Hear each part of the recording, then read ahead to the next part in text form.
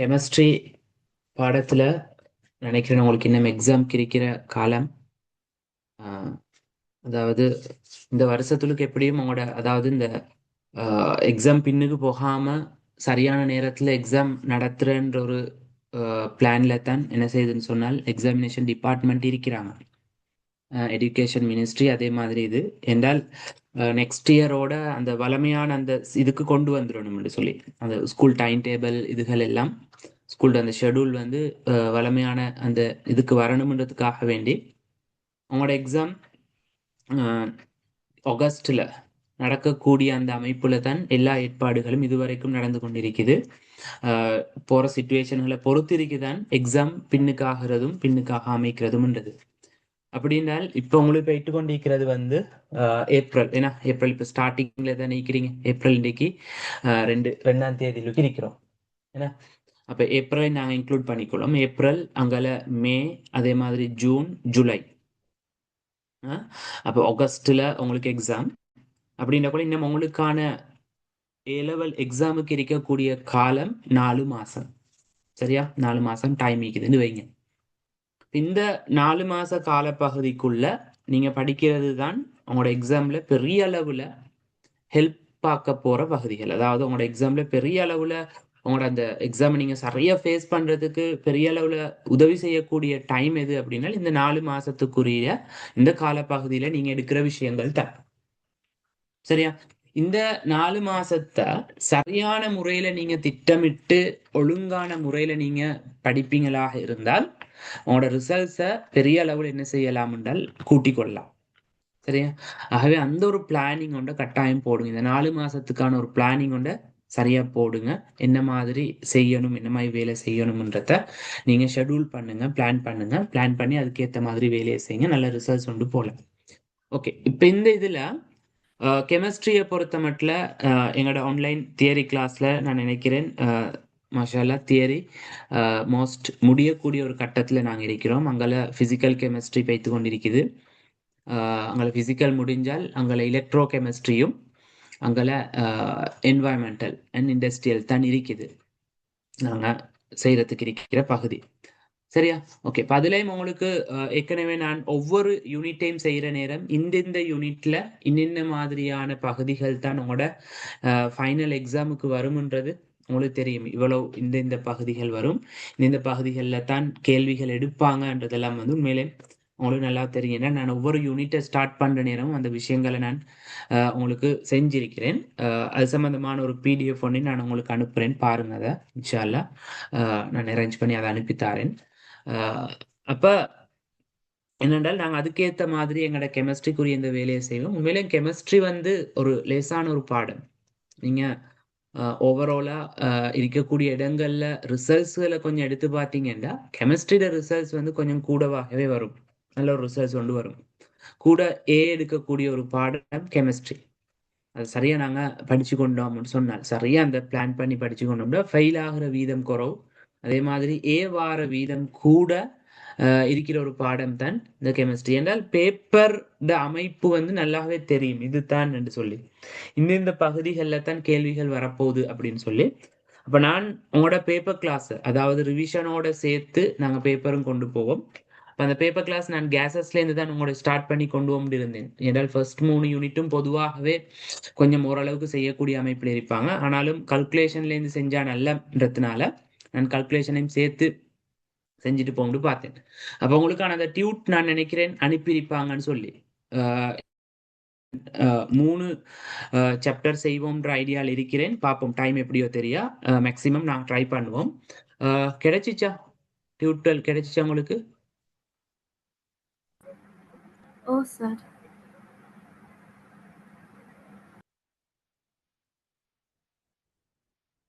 Okay. இண்டஸ்ட்ரியலுக்கு வந்துமா உங்களுக்கு Dude தான் தருவேன். ஏன்னால் இண்டஸ்ட்ரியலில் நிறைய நோட்ஸ் எழுத வேண்டி இருக்குது. அதனால நான் அதுக்குரிய டியூட்ஸை தான் உங்களுக்கு தருவேன். அதுதான் நாங்கள் பார்ப்போம் பெரும்பாலும் இண்டஸ்ட்ரியலை. ஓகே, அப்போ அது டியூட்ஸ் கிடைச்சிருக்கும்னு நினைக்கிறேன். இப்போ இதில் கல்குலேஷன் வந்து நிறைய பேர் கல்குலேஷன்ல கஷ்டப்படுற லேசான ஒரு பகுதியான கல்குலேஷன். அதை ஆரம்பத்துலேயே அந்த லேசாக நாங்கள் அந்த கல்குலேஷன் செய்கிற அந்த வேயை நீங்கள் சரியாக பிடிச்சிக்கொண்டீங்க என்றால் அந்த கல்குலேஷன் கேள்விகளை லேசாக செய்யலாம். பதில உங்களோட இதுல முதலாவது சாப்டர், அதாவது கால்குலேஷன் முதலாவது பகுதி வந்து ஆக்சிடேஷன் நம்பர்ன்றது. சரியா? ஒட்சியேற்ற எண்ன்றது. இந்த ஒட்சியேற்ற எண்ணுன்ற கன்செப்ட்ல நீங்க கிளியர் ஆயிருக்கணும். அது கால்குலேஷனுக்கு மட்டும் இல்ல, அங்கால உங்களோட இனோர்கானிக் பகுதிகளையும் என்ன செய்யும் என்று சொன்னால் அதாவது ஒட்சியேற்ற எண்கள் சம்பந்தமான விஷயங்கள் வந்து தேவைப்படும். சரியா தெளிவா இருக்கணும் எண்கள் என்ற அந்த விஷயத்துல. கேள்விகள் பெரிய அளவுல வராட்டியும் பாஸ் பேப்பர்கள், ஆனால் அந்த கான்செப்ட் வந்து நீங்க என்ன செய்யணும் என்றால் கிளியரா இருக்கணும்ன்றதுக்காக வேண்டிதான் இந்த கால்குலேஷன்ல நாங்க படிக்கிறோம். உண்மையிலே ஒட்சிடேஷன் நம்பர் அதாவது ஒட்சியேற்ற எண்கள் சம்பந்தமாக. இதுல முதலாவது உங்களுக்கு ஒட்சியேற்ற எண் என்றால் என்னன்றது தெரியணும். ஒட்சியேற்ற எண்ன்றது என்னென்றால் ஒரு மூலகம் பதார்த்தம் என்னதுன்னு சொன்னால் ரசாயன பிணை போன்ற தோற்றுவிக்குது. வைங்களே, ஒரு ரசாயன பிணை பொண்டை உருவாக்குது.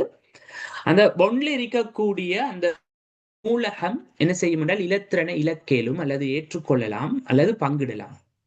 இதனால அந்த மூலகத்துல வார விலையுளான ஏற்றத்தை நாங்க சொல்லுவோம் என்னதுனால் ஒட்சியேற்ற எண் அப்படின்னு சொல்லுவோம். ஒரு மூலகம் இழக்கிறதுனால அல்லது ஏற்கிறதுனால அல்லது பங்குன்றதுனால வரக்கூடிய விலையுளான ஏற்றம் தான் என்னதுன்னு சொன்னால் ஒட்சியேற்ற எண்ணாக நாங்க என்ன செய்வோம் என்றால் சொல்லுவோம்.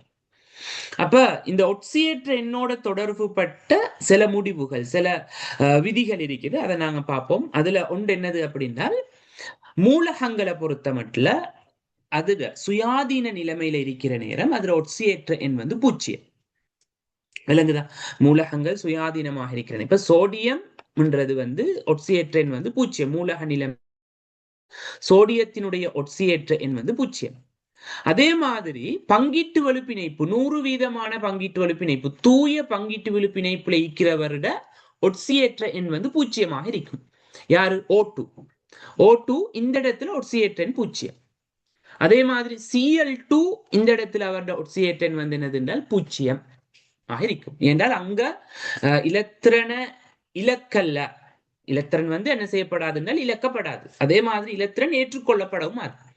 அதனால இந்த இடத்துல O2 Cl2 இந்த மாதிரி அவரு பங்கீடு 100% பங்கீடாக இருக்கிற நேரம், மின்னெதிர் வித்தியாசம் 0 இருந்தால் அது 100% பங்கீடாக நாங்கள் எடுத்துக்கொள்ளும். அப்படி இருக்கிற நேரம் அவருடைய ஒட்சியேற்ற எண் வந்து என்னவாக இருக்கும் என்றால் 0 என்ன செய்யும் என்றால் காணப்படும். அதை நாங்கள் சொல்றோம் என்னென்றால் சுயாதீனமாக இயற்கையில உறுதியாக காணப்படக்கூடிய நிலைமைகள்ல அங்க வந்து அந்த பதார்த்தங்களினுடைய ஒட்சியேற்ற எண்கள் வந்து 0 இருக்கும். உதாரணத்துக்கு S8 வந்து 8 சல்பர். சல்பர் வந்து கிரீட வடிவுல ஒழுங்கமைக்கப்பட்டிருக்கும். அப்ப அந்த சல்பருக்கு இடையில பங்கீட்டுகள் என்ன செய்யும் என்று சொன்னால் காணப்படும். அப்ப இந்த இடத்துல சல்பர் பூச்சி ஒட்சியேற்ற நிலையில் தான் இருப்பாரு.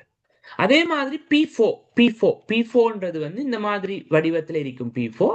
அப்ப இந்த இடத்திலையும் P4 ஒட்சியேற்ற எண் வந்து 0 இருக்கும். இன்னைக்கு பொஸ்பரஸுக்கு இடையில பிணை பீக்குது. பொஸ்பரஸ்க்கு இடையில பிணை பீக்குது. இது ஒரு மூலக்கூறு, பிணைப்பு ஏற்படுத்தி காணப்படுற ஒரு மூலக்கூறு இப்படி இருக்கும். இதுலயும் என்ன செய்ய போகுதுன்னு சொன்னால் ஒட்சியேற்ற எண்ன்றது வந்து 0 இருக்கு. அதே மாதிரி Cl2O2 இது. சரியா? ஓகே. அடுத்தது வாங்க, அடுத்த விஷயம் ஒட்சியேற்ற எண்களோட சம்பந்தப்பட்ட அடுத்த விஷயத்துல என்னதுன்னு சொன்னால் உலோகங்களை பொறுத்த மட்டும் என்ன செய்யும் என்று சொன்னால் உலோகங்கள் பொதுவாக பெரும்பாலான சந்தர்ப்பங்கள்ல என்ன செய்யும் என்று சொன்னால் மறை ஒட்சியேற்ற எண்களை கொண்டிருக்காது என்ற விஷயம். அடுத்தது நேர் ஒட்சியேற்ற எண்கள் தான் உலோகங்களுக்கு இருக்கும். பூச்சிய ஒட்சியேற்ற எண் சொன்னால் அவர் மூலக நிலைமையில இருக்கிற நேரம் வந்து என்ன செய்யும் சொன்னால் பூச்சிய ஒட்சியேற்ற எண்களை உருவாக்கக்கூடியதாக இருக்கு. இப்ப நாங்க ஒரு பங்கீட்டு வலு சேர்வை எடுப்போம். பங்கீட்டு வலு சேர்வு H2SO4 நான் எடுக்கிறேன். H2SO4 எடுத்தா இந்த H2SO4 உள்ள சல்பரோட ஒட்சியேற்ற நிலைமை என்ன, அதே மாதிரி ஆக்சிஜன் ஒட்சியேற்ற நிலைமை என்னவாக இருக்கு. அதை நாங்க எப்படி எடுக்கிறோம் சொன்னால் மின்னெதிர் தன்மை கூடின ஒரு மூலகமாக இருந்து அவருட ஒட்சியேற்ற எண் வந்து எப்படி இருக்கும் என்று சொன்னால் மறை ஒட்சியேற்ற எண்களாக எடுத்துக்கொள்வோம். மின்னெதிர் தன்மை கூடின ஒரு ஆள் அவருக்கு வந்து நாங்க என்ன செய்வோம் என்றால் மறை ஒட்சியேற்ற எண்ணாக எடுப்போம். அதே இது மின்னெதிர் குறைஞ்ச ஒரு ஆளுக்கு நாங்க என்ன செய்வோம் என்றால் நேர் ஒட்சியேற்ற எண்களாக என்ன செய்வோம் என்று சொன்னால் எடுத்துக்கொள்வோம். விளங்குதா? மறையொட்சியேற்றேன் நேரொட்சியேற்றேன்.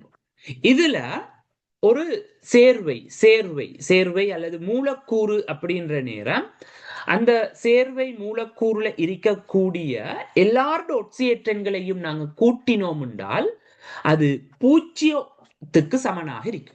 கூட்டுத்தொகை வந்து பூஜ்ஜியமாக இருக்கு. நல்லா ஞாபகம் வச்சுக்கோங்க. ஒரு சேர்வையில் இருக்கக்கூடிய ஒட்சிய பதார்த்தங்களினுடைய ஒட்சியேற்றங்களினுடைய கூட்டுத்தொகை என்பது வந்து பூஜ்ஜியமாக காணப்படும்.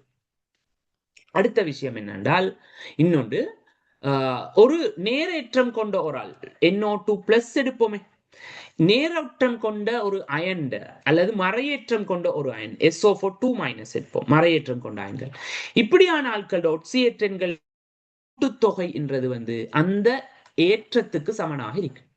அப்ப NO2 ஒட்சியேற்றனை நான் கூட்டினேன்டா அது ஈக்குவல் ஆகும் எதுக்குண்டா +1க்கு ஈக்குவல் ஆகும். அதே மாதிரி SO4 2- ஒட்சியேற்றனை நாங்க கூட்டினோம் என்றால் அது -2க்கு என்ன செய்யும் என்றால் ஈக்குவல் ஆகும். -2க்கு என்ன செய்ய போகுதுன்னு சொன்னால் ஈக்குவலாக இருக்கும். சரியா? ஓகே. அதே மாதிரி ஒட்சியேற்றன்கள் என்று சொல்ற நேரம் என்னதுன்னு சொன்னால் சராசரி ஒட்சியேற்றன்கள் என்ற ஒரு விஷயம் இருக்குது. இந்த சராசரி ஒட்சியேற்றன்கள் காண்ற நேரம் என்னதுன்னு சொன்னால் தசத்திலையும் ஒட்சியேற்ற எண் வரும்ன்றதை ஞாபகம் வச்சுக்கோங்க.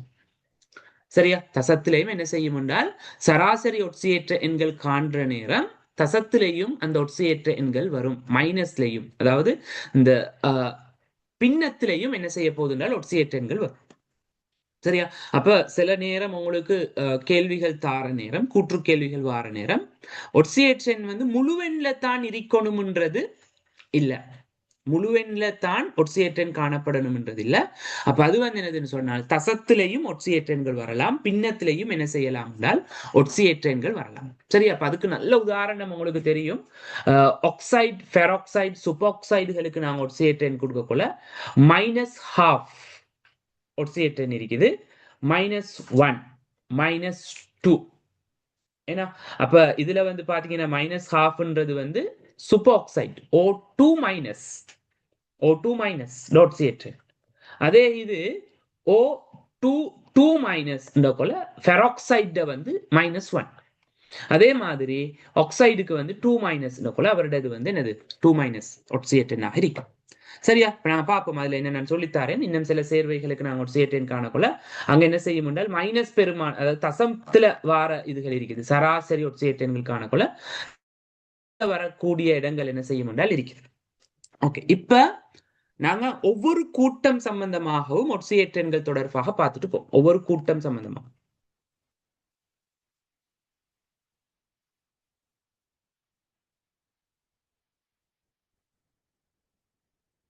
ஓகேம்மா, இன்ஷால்லா யூனிட் 2 நாங்க செய்வோம், ரீஷனோட செய்வோமா. யூனிட் 2ல நான் இப்படி செய்யறேன் உங்களுக்கு. யூனிட் 2ல வந்து நிறைய MCQ கேள்விகள் வந்து வரும். அப்ப அந்த MCQ கேள்விகளுக்கு ஏத்த வகையில நாங்க ஒரு தலைப்பாக எடுத்து பார்ப்போம். இல்லைங்கதா? அதாவது மின்னெதிர்த்தன்மை சம்பந்தமான MCQ கேள்வி வரும். ஏன்னா அது பாஸ் பேப்பர்ல நீங்க பார்ப்பீங்க. கட்டமைப்பு சேர்வைகள் தந்து மின்னெதிர்த்தன்மையோட அடிப்படையில ஆர்டர் பண்ண சொல்லுவாங்க. அப்ப நான் அதுல உங்களோட A-level கெமிஸ்ட்ரியில இருக்கிற முழு தன்மை சம்பந்தமான தியரியையும் ஒரு ஹேண்ட் அவுட்டா தாரேன். மின்னெதிர்த்தன்மை சம்பந்தமா முழுசா என்னென்னலாம் இருக்குதோ அவ்வளவு விஷயத்தையும் ஒரு இதா தந்துட்டு அதோட தொடர்பட்ட கேள்வி எல்லாம் நாங்க பார்ப்போம். செகண்ட் யூனிட், ஃபர்ஸ்ட் யூனிட்கள்ல. சரியா? இது வந்து நான் இப்ப உங்களுக்கு பெரும்பாலும் ஃபர்ஸ்ட் செகண்ட் யூனிட்ல வந்து ஓரளவுக்கு கிளியர் ஒன்று இருக்குமே. இப்ப அதே மாதிரி பிணைப்பு கோணம், பிணைப்பு நீளம், இப்படியான தலைப்புகளை நாங்க எடுத்து கூடுதலாக அடிக்கடி உங்களோட ஸ்ட்ரக்சர் அதே மாதிரி MCQக்கு வரக்கூடிய அந்த பகுதிகளை எடுத்து நாங்க என்ன செய்வோம் என்றால் செஞ்சு கொண்டு போவோம். சரியா? ஓகே, நான் இன்றைக்கு வந்து எனக்கு ஒழுங்கா அந்த கிளாஸை சரியா அரேஞ்ச் பண்ணிக்கொள்ள கிடைக்கல. ஏண்டம்மா O-level பேப்பர் மார்க்கிங் நடந்து கொண்டிருக்குது. O-level சயின்ஸுட அப்போ அந்த பேப்பர் மார்க்கிங் முடிஞ்சு வரக்குள்ள இன்னைக்கு முடிஞ்சு அதே மாதிரி ஆன்சைட் கிளாஸ் இருந்துச்சு. அதெல்லாம் முடிச்சுட்டு வரக்குள்ள வீட்டுக்கு லேட் ஆயிட்டு. அதனால உங்களோட அந்த ஃபர்ஸ்ட் கிளாஸ் கொஞ்சம் நான் அந்த உங்களோட பேப்பர் எப்படி பேப்பர்ல எத்தனை பெர்சன்டேஜ் என்னென்ன பகுதிகள் வருது அப்படின்றத அந்த கிளியரா லாஸ்ட் 5 years அப்படின்னா உங்களோட நியூ சிலபஸுக்குரிய பேப்பர் ஒன்று எடுத்து அதில் ஒரு அனலைஸ் ஒன்று செஞ்சு உங்களுக்கு காட்டி அது சம்மந்தமாக கொஞ்சம் டிஸ்கஸ் பண்ணிட்டே போகும்னு இருந்தேன். அது செஞ்சு குறை கிடைக்காததுனால நான் நேரடியாகவே ரிவிஷனுக்கு வந்தேன். மேலும் நெக்ஸ்ட் கிளாஸ் நாங்கள் அதை கொஞ்சம் பார்ப்போம். அப்ப உங்களுக்கு ஓரளவுக்கு ஒரு ஐடியா ஒன்று எடுத்துக்கொள்ளலாம். உங்களோட பேப்பர் ஒன்று நீங்க எப்படி செய்யணும், எந்தெந்த பகுதிகளை கூட ஃபோக்கஸ் பண்ணணும் அப்படின்ற அந்த ஐடியா ஒன்று என்ன செய்யலாம்னா அந்த அனலைஸ்ல எடுத்துக்கொள்ளலாம். இன்ஷால்லா நான் நெக்ஸ்ட் உங்களோட பேப்பர் கிளாஸ்ல அந்த அனலைஸையும் சேர்த்து பார்த்து நான் கொஞ்சம் இதாக கொண்டு போவோம் கிளாஸை. இந்த சில நேரம் கொஞ்சம் கிளாஸ் அப்படி இப்படி இருந்தால் கொஞ்சம் அட்ஜஸ்ட் பண்ணிக்கோங்க. அந்த டைம் ஒன்று கிடைக்கல உங்களோட கிளாஸை சரியா அரேஞ்ச் பண்ணி கொடுத்தது இன்னைக்கு. ஓகே. அப்ப இதுல ஒட்சியேட் எண்கள்ல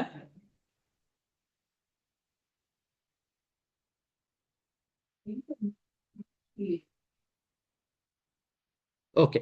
அப்ப ஒட்சியேட் எண்கள்ல இந்த மைனஸ், அதாவது பின்னத்திலேயும் என்ன செய்யலாம் என்றால் ஒட்சியேட் எண்கள் வரலாம். அது வந்து சராசரியான ஒட்சியேட் எண்கள் காணக்குள்ள அப்படி வரும். இப்ப நாங்க ஒவ்வொரு கூட்டம் வைஸ் வந்தீங்கன்னு சொன்னால் முதலாம் கூட்டத்தை பொறுத்த மட்டும் நாங்க கார உலோகம் என்று சொல்லுவோம். முதலாம் கூட்டத்துல வாராக்கள் பாத்தீங்கன்னா lithium, sodium, potassium, rubidium, caesium, francium கதிர் தொழிற்பாட்டுடைய மூலகமாக இருக்கும். இந்த ஆட்கள் சேர்வைகளை உருவாக்குற நேரம் அவங்க +1 என்ற ஒட்சியேற்ற நிலையை மட்டும் தான் காட்டும். நல்லா ஞாபகம். இந்த ஆட்கள் அதாவது முதலாம் கூட்ட மூலகங்கள் காரமண் உலோகங்கள் +1 ஒட்சியேற்ற நிலையை மட்டும் தான் காட்டும். வேற எந்த ஒட்சியேற்ற நிலையும் அவருக்கு இல்ல. இப்ப சோடியம் 2+ வந்தால் அது இல்ல, உறுதியற்றது. அப்படி ஒரு சேர்வை ஒன்று உருவாகல. சோடியம் 2+ விளங்குதா? பொட்டாசியம் 2+ அப்படியான ஒரு சேர்வை என்ன செய்யலாம் உருவாக்கப்பட முடியாது. அப்ப சோடியம் என்றது +1 என்ற ஒட்சியேற்ற நிலைமையை மட்டும் தான் என்ன செய்யும் காட்டும். உண்மையிலும் என்னென்றால் ஒரு பதார்த்தம் ஒரு ஒட்சியேற்ற நிலைமையை காட்டினால் அந்த ஒட்சியேற்ற நிலைக்குரிய ஒரு சேர்வை என்ன செய்யணும் என்றால் கட்டாயம் உருவாக்கும். விளங்குதா? ஒரு பதார்த்தம் என்னதுன்னு சொன்னால் ஒரு ஒட்சியேற்ற நிலையை காட்டினால், இப்படி ஒரு ஒட்சியேற்ற எண் இருக்குதுன்னு நான் சொன்னா அந்த ஒட்சியேற்ற எண்ணுக்குரிய ஒரு சேர்வு உண்மையிலேயுமே என்ன செய்யணும் என்றால் இருக்கணும், இயற்கையில இருக்கணும். அப்படியான ஒரு சேர்வை கண்டுபிடிக்கப்படணும். விளங்குதா? ஓகே. அப்ப முதலாம் கூட்ட மூலகங்கள் +1 என்ற ஒட்சியேற்ற நிலையை மட்டும்தான் காட்டும். முதலாம் கூட்டத்துல ஹைதரசனை எடுத்தோம் என்றால் ஹைதரசனினுடைய ஒட்சியேற்ற எண் வந்து +1 வரை மேலும் -1 வரவும் மேலும். ஹைதரசன் வந்து +1 வரவும் மேலும் -1 வரவும். இதுல ஹைதரசன் வந்து +1 வாரிடம் எது அப்படின்னு சொன்னால் அங்க இவரோட அல்லுலோகங்களோட இணைகிற நேரம் ஹைதரசன் +1 ஒட்சியேற்ற நிலையை காட்டும். அல்லுலோகத்தோட இணைகிற நேரம் +1 ஒட்சியேற்ற நிலையையும் உலோகங்களோட இணைகிற நேரம் -1 ஒட்சியேற்ற நிலையையும் ஹைதரசன் காண்பிக்கும். அடுத்தது வாங்க இரண்டாம் கூட்டத்துக்கு வந்தோம். இரண்டாம் கூட்டத்தில் ஒட்சியேற்றம் சம்பந்தமாக பார்த்தீங்க என்றால் இரண்டாம் கூட்ட மூலகங்கள் +2 ஒட்சியேற்ற எண்ணை மட்டும் தான் காட்டும். +2 ஒட்சியேற்ற எண்ணை மட்டும் தான் காட்டும். முதலாம் கூட்டம் எப்படி +1 காட்டுதோ அதே மாதிரி +2 ஒட்சியேற்ற நிலைமையை தான் காட்டும். அங்கல வேற ஒட்சியேற்றங்கள் இல்ல, வேற ஒட்சியேற்றங்கள் உருவாக்க இயலான்றத ஞாபகம் வச்சுக்கோம். அடுத்தது ஒரு பதார்த்தம் இன்னும் ஒட்சியேற்றங்களை தான் காட்டுதுன்றதை நீங்க எப்படி எடுக்க போறீங்க என்றால் இலத்திரன் நிலை அமைப்பை வச்சுக்கொண்டு அதை யோசிக்கலாம் உங்களுக்கு. அப்ப சோடியத்தை நான் எடுக்கிறேனே, சோடியம் எடுத்தீங்க என்றால் அவரோட 11. அப்ப இவர் இலத்திரன் நிலை எடுத்தீங்க என்றால் 1s2 2s2 2p6 3s1. அப்ப இவருடைய இறுதியோடு பூரணமாகணும் என்றால் இந்த ஒரு இலத்திரனை அவர் இலக்கணும். அப்ப இலக்கிறதுனால அவர் செய்வார் என்று சொன்னால் +1 ஒட்சியேற்ற நிலைமையைத்தான் சோடியம் காட்டும். சரியா? நான் அது டி தொகுப்புக்கு வார நேரம் உங்களுக்கு இன்னும் அதை கிளியரா விளங்கப்படுத்துறேன். டி தொகுப்பு முதலாம் கூட்டம் இரண்டாம் கூட்டத்துக்கு அந்த பிரச்சனை இருக்காது. டி தொகுப்பு போனதான் உங்களுக்கு யோசனை இருக்கும். இதுல +2 இருக்குமா, இதுக்கு +3 இருக்குமா, +5 இருக்குமா, இல்ல +4 ஒட்சியேற்ற எண்கள் இருக்குமான்றத அதை யோசிப்பீங்க. சரியா? அப்ப அது இலத்திர நிலை அமைப்பை வச்சுக்கொண்டு உங்களுக்கு ஓரளவு என்ன செய்யலாம் என்றால் ஒரு ஐடியா ஒன்று எடுத்துட்டு போலாம். இன்னும் ஒட்சியேற்ற எண்கள் தான் காணப்படும் என்று சொல்லி. அடுத்தது வந்தீங்கன்னா 13ஆம் கூட்டத்துக்கு வந்தோம். 13ஆம் கூட்டத்துல போரன் அலுமினியம் என்ன செய்யும் என்று சொன்னால் +3 ஒட்சியேற்ற எண்ணை மட்டும்தான் காட்டும். போரனும் அலுமினியமும் +3 ஒட்சியேற்ற எண். போரன் அலுமினியம் வந்து +3 ஒட்சியேற்ற எண்களை தான் காட்டும். +3 ஒட்சியேற்ற எண். ஆனா அதே கூட்டத்துல வார கல்லியம், இந்தியம், தல்லியம் என்று சொல்லக்கூடிய ஆட்கள் +3ஐயும் காட்டும், +1 என்ற ஒட்சியேற்ற நிலைமையையும் காட்டும். +3 +1 என்ற ஒட்சியேற்ற நிலைமையை காட்டும். அதே மாதிரி 14ஆம் கூட்டம் வந்தீங்கன்னா 14ஆம் கூட்டத்துல எங்களுக்கு தெரியும் சிலிக்கன் கார்பன் இருக்குது. சிலிக்கன் கார்பன் 14ஆம் கூட்டம். இதுல இவங்களோட அதி உயர் ஒட்சியேற்ற நிலையாக +4 வரும். +4 அதி உயர் ஒட்சியேற்ற நிலையாக இருக்கும். அது இல்லாம ஆக தாழ்ந்த ஒட்சியேற்ற நிலை -2 -2 காணப்படும். அதோட இடையில +2 ஒட்சியேற்ற நிலைமையும் காட்டலாம்.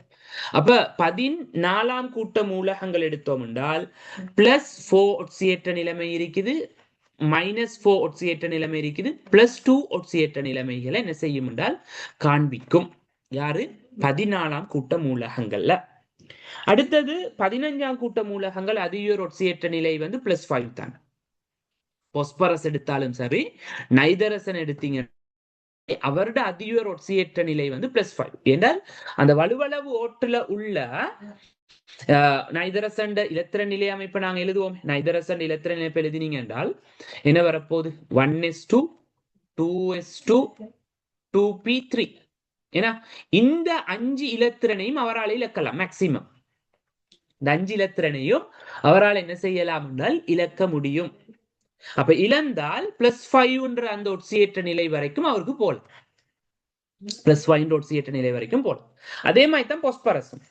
பொஸ்பரஸ் இலத்திர நிலையம் இப்ப நாங்க எடுத்தோம்டா, பொஸ்பரஸ் இலத்திர நிலையம் எடுத்தீங்கன்னா என்ன வரப்போகுது? பொஸ்பரஸுக்கு 1s2 2s2 2p6 3s2 3p3 phosphorus. அப்ப பொஸ்பரஸுக்கும் இந்த 5 இலத்திரனையும் இந்த வலுவளவு ஓட்டுல உள்ள இந்த 5 இலத்திரன்களையும் என்ன செய்யலாம்டா பொஸ்பரஸுக்கு இலக்கியம். பொஸ்பரஸ் என்ன செய்யலாம் என்று சொன்னால் இந்த சேர்வைகளை உருவாக்க இயலும். சரியாகவே +5 மேக்சிமம் ஒட்சியேற்ற நிலைமை வரைக்கும் என்ன செய்யலாம் என்றால் போலாம். இப்ப மினிமம் ஒட்சியேற்ற நிலை எப்படி பாக்குற? இவரால மினிமம் இன்னும் எவ்வளவு இலத்திரனை ஏற்றுக்கொள்ளலாம் என்றா, இவருக்கு இன்னும் எவ்வளவு மினிமம் ஏற்றுக்கொள்ள 3 இலத்திரனை ஏற்றுக்கொள்ளலாம். எத்தனை இலத்திரனை ஏற்றுக்கொள்ளும் என்றால் இந்த 3 இலத்திரன்களை அவரால் அவருடைய ஓட நிரப்புறதுக்காக வேண்டி 3 இலத்திரனை ஏற்றுக்கொள்ள முடியும். அப்ப 3 இலத்திரன் அவர் ஏற்றுக்கொண்டார் என்றால் அவருக்கு மினிமம் -3 வரைக்கும் போகிறது. அப்ப 15ஆம் கூட்ட மூலகங்களை பொறுத்த மட்டும் -3ல இருந்து +5 வரைக்குமான ஒட்சியேற்ற நிலைமைகளுக்கு போகிறது. சரியா? -3ல இருந்து +5 அதுல வந்து உறுதியான ஒட்சியேற்ற நிலைகள் இருக்குது. உறுதியான ஒட்சியேற்ற நிலை என்றால் என்னென்றால் அந்த ஒட்சியேற்ற நிலைக்குரிய ஒரு சேர்வையை உருவாக்கினால் அந்த சேர்வை ஸ்டேபிள் ஆயிருக்கும். அந்த சேர்வை வந்து என்ன செய்யும் என்றால் உறுதியாக இருக்கக்கூடிய அமைப்புல இருக்கணும். உறுதியான சேர்வைகளை உருவாக்கக்கூடிய ஒட்சியேற்ற நிலையாக இருக்கணும். அதான் நாங்க சொல்ல ஒட்சியேற்ற நிலைகள் சொல்லுவோம். விளங்குதா? ஓகே. அப்ப அப்படியான ஒட்சியேற்ற நிலைகள் காட்டக்கூடியது இருக்குது. சரி, அப்ப இதுல வந்து -3ல இருந்து +5 வரைக்கும் ஒட்சியேற்றங்கள் போகலாம். ஓகே. அதே மாதிரி இப்ப 16ஆம் கூட்ட மூலகங்களுக்கு இப்ப இதுல வந்துமா நாங்க பார்ப்போம். இப்ப ஒட்சியேற்றன்ன்றது பெரிய ஒரு பகுதி. அத குறைஞ்சது 2 ஹவருக்கும் மேல ஒட்சியேற்றன் சம்பந்தமாக செய்யலாம். அப்ப இன கல்குலேஷன்றது வந்து மிச்சம் டைம் எடுக்கல. அதனால கொஞ்சம் முக்கியமான விஷயங்களை மட்டும்தான் நீங்க காய்ச்சிட்டு போறேன். இப்ப உதாரணத்துக்கு எடுத்தீங்கன்னா 15ஆம் கூட்டம் எடுத்தா 15ஆம் கூட்டத்துல வந்து பொஸ்பரஸை நாங்க எடுத்தோம் என்றால் பொஸ்பரஸோட ஒட்சியேற்றன்கள் என்னென்ன, அதுக்கான சேர்வைகள் என்னென்ன? உதாரணம் நைதரசன் எடுத்தோம்னா நைதரசன் ஒட்சியேற்றன்கள் என்னென்னது, அதுக்குரிய சேர்வைகள் என்ன? அப்ப என்னென்ன ஒட்சியேற்றன்கள்ல நைதரசன் காணப்படும், அதுக்குரிய சேர்வைகள் என்னன்றலாம் அப்படி டீப்பா பார்த்துட்டு போலாம். சரியா? அதை நாங்க இனோகனிக்ல பார்ப்போம். என்ன இனோகனிக்ல போய்த்து நாங்க பொஸ்பரஸ் சம்பந்தமாக படிப்போமே, நைதரசன் சம்பந்தமாக படிப்போம், ரிவிஷன் செய்வோம். அப்ப அந்த நேரத்துல நாங்க அந்த இதுல அதுக்குள்ள வந்து இதை பார்ப்போம். இன்னைக்கு நான் மேலோட்டமாக ஒட்சியேற்றன்கள நோர்மலான ஆரம்பம் அந்த பேசிக்கான விஷயங்களை மட்டும் இன்னைக்கு என்ன செய்யுங்கனால எடுத்துக்கோ. ஓகே. இப்ப இதுல 16ஆம் கூட்டத்துக்கு வந்தாண்டா 16ஆம் கூட்டத்துல அதி உயர் ஒட்சியேற்ற நிலை வந்து இப்ப உங்களுக்கு தெரியும் இலத்திர நிலை அமைப்பை வச்சு கொண்டு பார்க்கிற நேரம் +6 வரைக்கும் போகலாம். சரியா? அதி உயர் ஒட்சியேற்ற நிலை வந்து +6 வரைக்கும் என்ன செய்யலாம் என்றால் போக இயலும். இப்ப வாங்க எல்லாருக்கும் +6 வரைக்கும் போக இயலுமா அப்படின்னு கேட்டால் இயலாம். சல்பருக்கு போலாம். ஆனால் ஆக்சிஜனுக்கு +6 வரைக்கும் போக இயலுமா? ஆக்சிஜன் இலத்திர நிலை அமைப்பை கவனிங்க. ஆக்சிஜன் இலத்திர நிலை அமைப்பை பார்த்தீங்கன்னா 1s2 2s2 2p4 1s2 2s2 2p4 என்ற நேரம் ஆக்சிஜன் வந்து அதி உயர் மின்னெதிர்த்தன்மை கொண்ட ஒரு ஆள், அதி உயர் மின்னெதிர்த்தன்மை கொண்ட ஒரு பதார்த்தம். அப்படின்ற நேரம் அவர் என்ன செய்ய மாட்டார் என்றால் இலத்திரனை பெரிய அளவால அவருக்கு என்ன செய்யல என்றால் இழக்க இயலாம். பெரிய அளவுல என்ன செய்யலாம், இலத்திரன்களை இழக்க முடியாது. சரியா, இலத்திரன் என்ன செய்யலன்னா பெரிய அளவுல அவருக்கு இழந்து கொள்ள முடியும் உண்டு. முதலாவது அதனால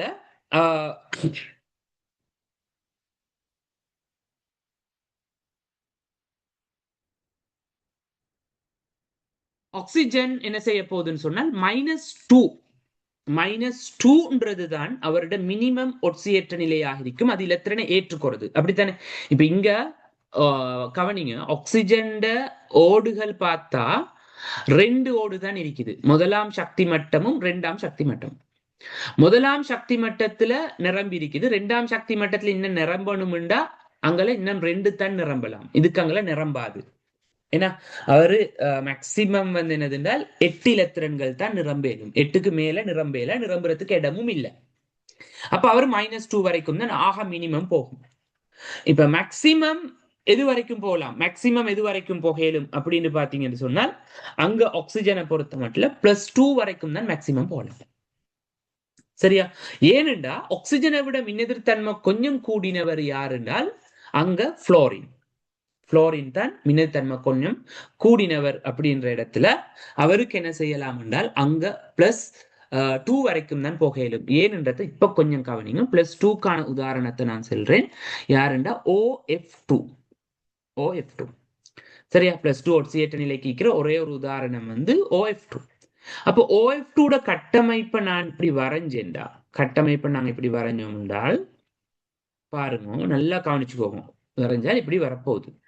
சரியா, அப்ப ஆக்சிஜன் இறுதி ஓட்டுல எத்தனை இலத்திரன், 6 இலத்திரன். 6 இலத்திரன்ல புளோரினோட 2 இலத்திரன் பங்கிடப்பட்டு இன்னும் இலத்திரன் எத்தனை பேலன்ஸ், 4 இலத்திரன் பேலன்ஸ். 4 இலத்திரன் பேலன்ஸ். சரியா, எத்தனை இலத்திரன் பேலன்ஸ், 4 இலத்திரன் வந்து என்னதுன்னு சொன்னால் பேலன்ஸ் ஆக இருக்கு. இப்ப கவனிங்க, என்னது என்றால் ஆக்சிஜனுக்கு, சரியா, ஆக்சிஜனுக்கு வந்து இன்னொரு பிணைப்பு இன்னைக்கு ஏற்படுத்த இயலுமா, இன்னொரு பிணைப்பை ஆக்சிஜனுக்கு ஏற்படுத்த இயலுமா என்று கேட்டால் இன்னொரு பிணைப்பு என்ன செய்யலாம் என்றால் ஏற்படுத்த இயலாம். இன்னொரு பிணைப்பை ஆக்சிஜன் ஏற்படுத்தினா, இப்ப எப்பவுமே இந்த பொண்டை வந்து புளோரினோட பிணைப்பு ஏற்படுத்துறாரு அவரு.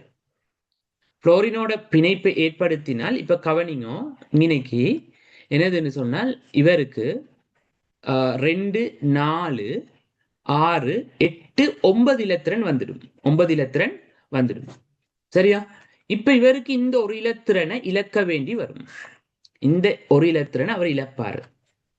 ஒரு விஷயம் கவனிங்க, ஒரு இலத்திரன் அவர் இழப்பார். இழந்தால் இன்னைக்கு என்ன வரும்னா +4 ஒட்சியேற்ற நிலையோடு வரும்.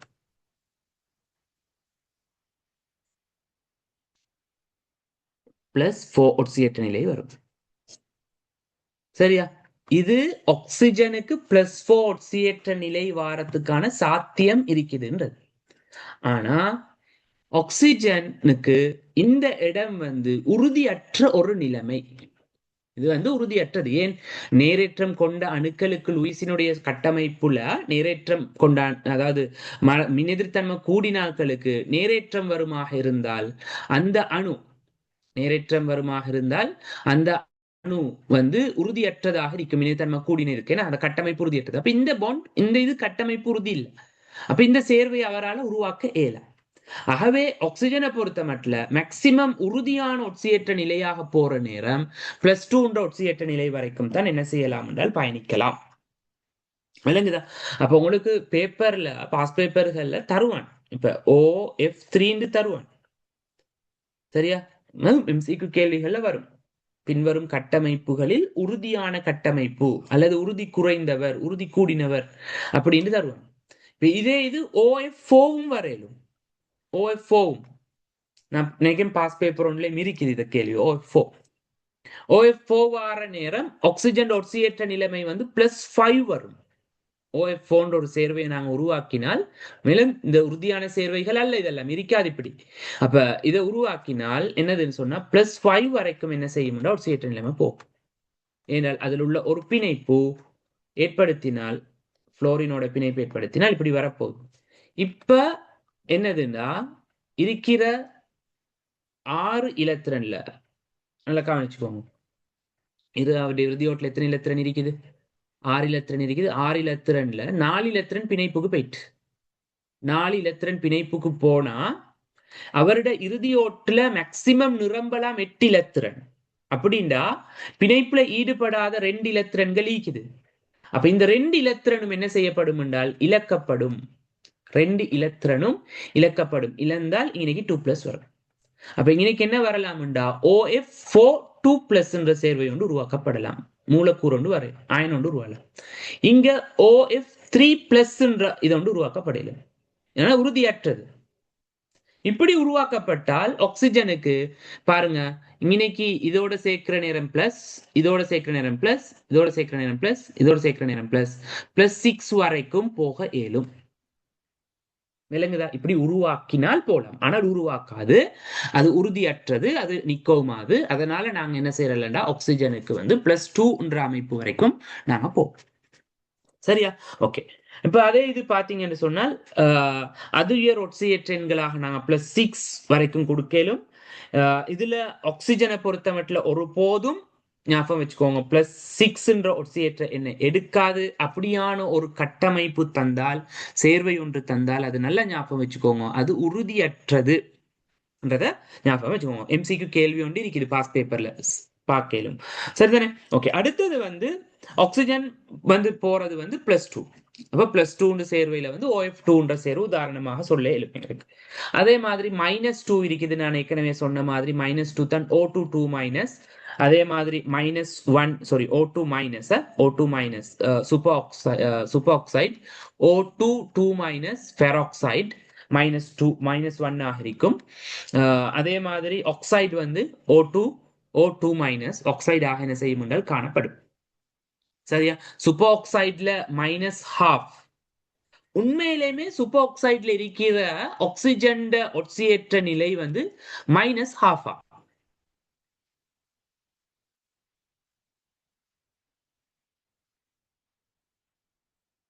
சொல்லுங்க.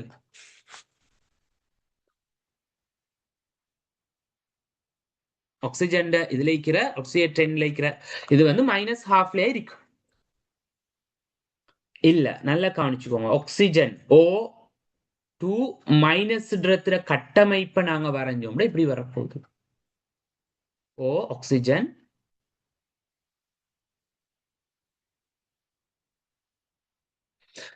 பிணைப்பு ஏற்படுத்தும். இப்ப பாருங்க, ஆக்சிஜன் இறுதியோட்டுல 6 இலத்திரன் இருக்குது. 6 இலத்திரன்ல நல்லா கவனிச்சுக்கோங்க, 6 இலத்திரன்ல வந்து என்னது ஒரு இலத்திரன் பிணைப்புக்கு பைத்திக்குது. ஒரு இலத்திரன் வந்து பிணைப்புக்கு பைத்திக்குது. ஒரு இலத்திரன் பிணைப்பு பைத்திக்குது. அப்படி என்றால் இன்னைக்கு என்ன செய்யப்படணும்னா இன்னும் 2 இலத்திரன்கள் அங்க வரணும். சரியா? பிணைப்பு போனால் இன்னும் பேலன்ஸ் வந்து 5 இலத்திரன். அப்ப இன்னைக்கு போறேன் 1 2 5.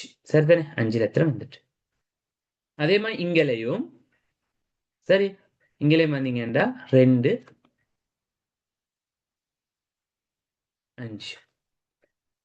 சரி, 5 இலத்திரன் வருது. ஓகே. இப்ப நல்லா கவனிச்சுக்கோங்க, ஒரு இலத்திரனை இவர் ஏற்றுக்கொள்வாரு. ஒரு இலத்திரனை இவர் ஏற்றுக்கொள்வார். ஏற்றுக்கொண்டால் இப்படி வரும், இப்படி வரும், மைனஸ் வரும். ஒரு இலத்திரன் ஏற்றால் மைனஸ் வரும். இங்க வந்து தனி ஒரு இலத்திரனாகவே இருப்பார் இவர். இப்படி இதுதான் O2- கட்டமைப்பு. இப்ப இதுல இவருடைய ஒட்சியேற்ற எண் -1, இவருடைய ஒட்சியேற்ற எண் 0. சராசரி பார்க்க கொள்ள -1 சக 0 2ஆல பிரிக்கிற நேரம் -12. அப்ப உங்களுக்கு MCQல என்னதுன்னால் சூப்பர் ஆக்சைடில் காணப்படும் ஆக்சிஜனின் ஒட்சியேற்ற எண்கள் -1 பூஜ்ஜியமாக காணப்படலாம் என்றால், பூஜ்ஜியமாக காணப்படும் என்றால் அது சரி. விளங்குதா? அதுதான் உண்மையான அந்த கட்டமைப்பு கூடாக பார்க்கிற நேரம் வார ஒட்சியேற்றம். சராசரி பார்க்கக்குள்ள நாங்க ரெண்டுக்கும் சேர்த்து கொடுக்கணும்ல போல -12 ஒட்சியேற்ற நிலையத்தை நாங்க இன்னைக்கு சொல்றது. சரியா? ஓகே. அதான் இது. அடுத்தது 17ஆம் கூட்டம் வந்தீங்கன்னா 17ஆம் கூட்டத்துல புளோரின், குளோரின், புரோமின், அயடின் வந்தீங்கன்னு சொன்னால் புளோரின் மைனஸ் ஒட்சியேற்ற எண் தான் அவரோட ஒட்சியேற்ற எண். மைனஸ் இருக்கும் சேர்வையாக இருந்தால், அதாவது F2 நிலைமையில இருந்தால் பூச்சியமாக இருக்கும். இதை தாண்டி அவர் வேற எந்த ஒரு ஒட்சியேற்ற நிலையையும் புளோரின் காட்டாது. +1 இல்ல -1 மட்டும் தான் அவருக்கு இருக்கிற ஒட்சியேற்ற நிலை. மற்ற 17ஆம் கூட்ட மூலகங்கள் -1ல இருந்து எது வரைக்கும் போகும்டா +7 வரைக்குமான ஒட்சியேற்ற நிலையை காட்டும். +7 வரைக்குமான ஒட்சியேற்ற நிலைமைகள் என்ன செய்யும் என்று சொன்னால் காண்பிக்கிறத எங்களுக்கு என்ன செய்யலாம் பார்க்கலாம். சரியா? இது யாருட 17ஆம் கூட்ட மூலகங்களோட சம்பந்தப்பட்ட ஒட்சியேற்ற. இப்ப நாங்க வரும் டி தொகுப்பு மூலகங்கள். டி தொகுப்பு மூலகங்கள் ஒட்சியேற்றங்களை தான் முக்கியமான விஷயம். அதுல உள்ள சேர்வைகள் அது இதுன்னு அடிக்கடி வாரது. பாத்தீங்கன்னா டி தொகுப்பு மூலகங்கள்ல 3D மூலகங்கள் தான் நாங்க பாக்குறது. Scandium, titanium, vanadium, chromium, manganese, Fe, அதே மாதிரி கோபால்ட், அப்புறம் இங்கல நிக்கல், செப்பு, ஜெடன் இருக்கும். இப்ப இவருட அணுவெண் 21, 22, 23, 24, 25, 26, 27, 28, 29, 30. இலத்திர நிலையம் எழுதினீங்கன்னா 1s2, 2s2, 2p6, 3s2, 3p6, 4s2,